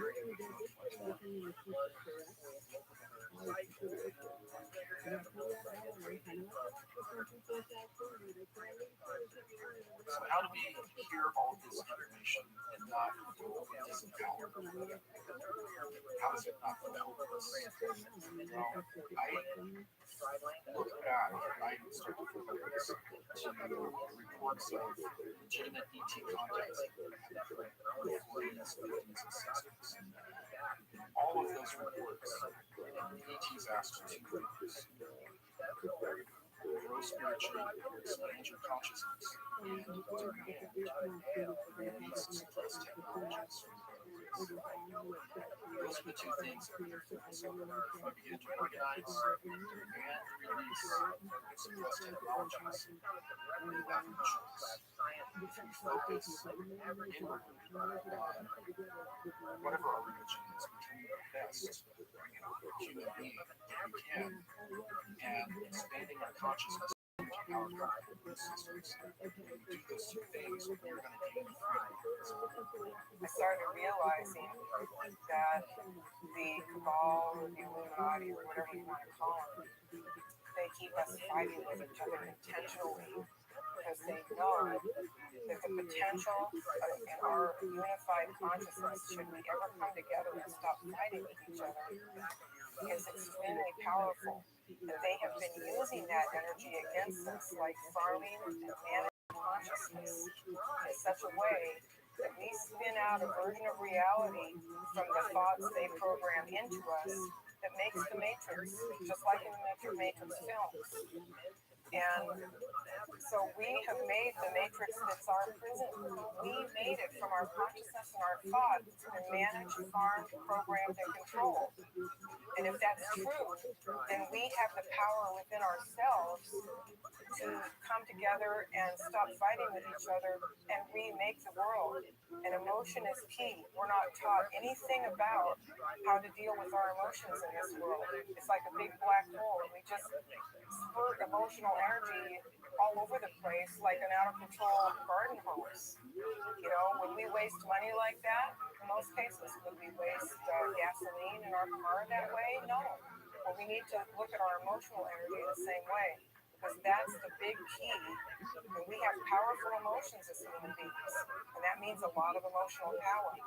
But the only way we can wield it is to come together and find our commonalities and build on those and stop looking at our ideologies that might divide us and our beliefs that might divide us. We've got to come together. We've got to focus on the fact that we're all human beings. We all have hearts and souls and conscience. And we need to look at what brings us together. And then we need to take the emotional energy of that love and connection and make that really, really powerful. And then release it intentionally in waves of consciousness, energy, and power that can remake this world in the matrices based on in ways that we want for ourselves, for our children, for our grandchildren, for all the animals in the environment. We can remake it just through the power of consciousness. We can get full disclosure just through the power of consciousness. But we can only wield this energy together, and we can only wield it with love for each other and the planet. We're at early stages of this movement, and every movement, whether we're talking about the civil rights movement, right? It's always once it reaches a kind of like a critical mass, then the political changes happen. So this is a very, very compelling story. I do believe that it's time for all of us to take a stand. We cannot simply step back and allow all these things to happen. Even if we don't fully believe everything people in this movie and other insiders like them have been saying is worthy of our consideration. Can we really afford to be so ignorant as to turn our backs on this information? We don't have the time to sit around and argue about whether this information is true. The planet is dying. We have economic collapse. We have mass starvation. We have the largest mass extinction since the collapse of the dinosaurs. Our ecosphere is collapsing. We see the lack of water. We see ever-increasing global temperatures, and no one really is doing anything about it. The entrenched power structure stays the way it is. We're still burning fossil fuels. We're still not getting access to these amazing technologies. If we do get full disclosure, now the dam breaks. Now we're in a totally new reality, which very well could be the golden age that was promised to us in so many different ancient teachings and traditions. I do believe that in our lifetime we will see the full disclosure of the so-called forbidden technology. We will become a truly galactic civilization. We will do this with the cooperation of people in the military, people in the intelligence community, people who are working toward the cabal and have decided to break away from all that, become insiders, and be the change that we want to see in the world. This film is an embodiment of that global movement. This film is the red pill that wakes you up to what's really going on in the world. They do not have the staff to fight us. Cabal is losing. We are on the winning side of history.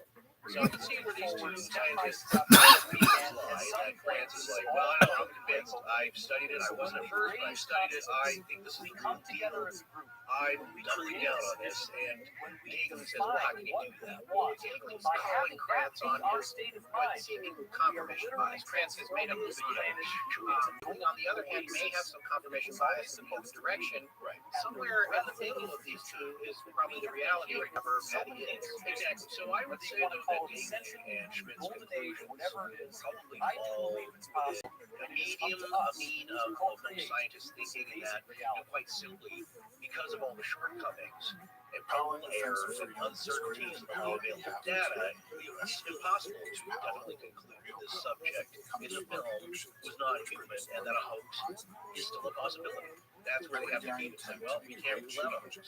Where I think Krantz can, and that's the differing of opinions there. So, as Hegel and Schmidt stated in an issue of Skeptical Inquirer, May to June 1999 issue there, titled Bigfoot Screen Test, quote, based on our analysis of game results, inherent and estimating subject dimensions, it is our opinion that it is not possible to evaluate the identity of the film subject with any confidence.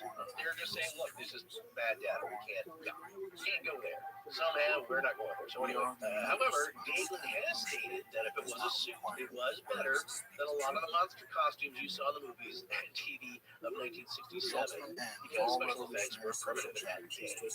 However, Bill Munns had a thought about that, didn't he? Yeah, coming back around to Bill Munns, we actually have an interview with him. That's going to be the next part of the series. It's really fascinating. He is a costume designer and a film analyst who has taken a harder look at the PGF film than probably anyone in history with the most modern technology. But one of the things that he mentioned in his own book, which is called When Roger Met Patty, that you'll be hearing about more in the next part of the series, is this comes from page 95 of 492 in the, I'm referring to the Kindle edition here, I'm just going to read this right out of the book.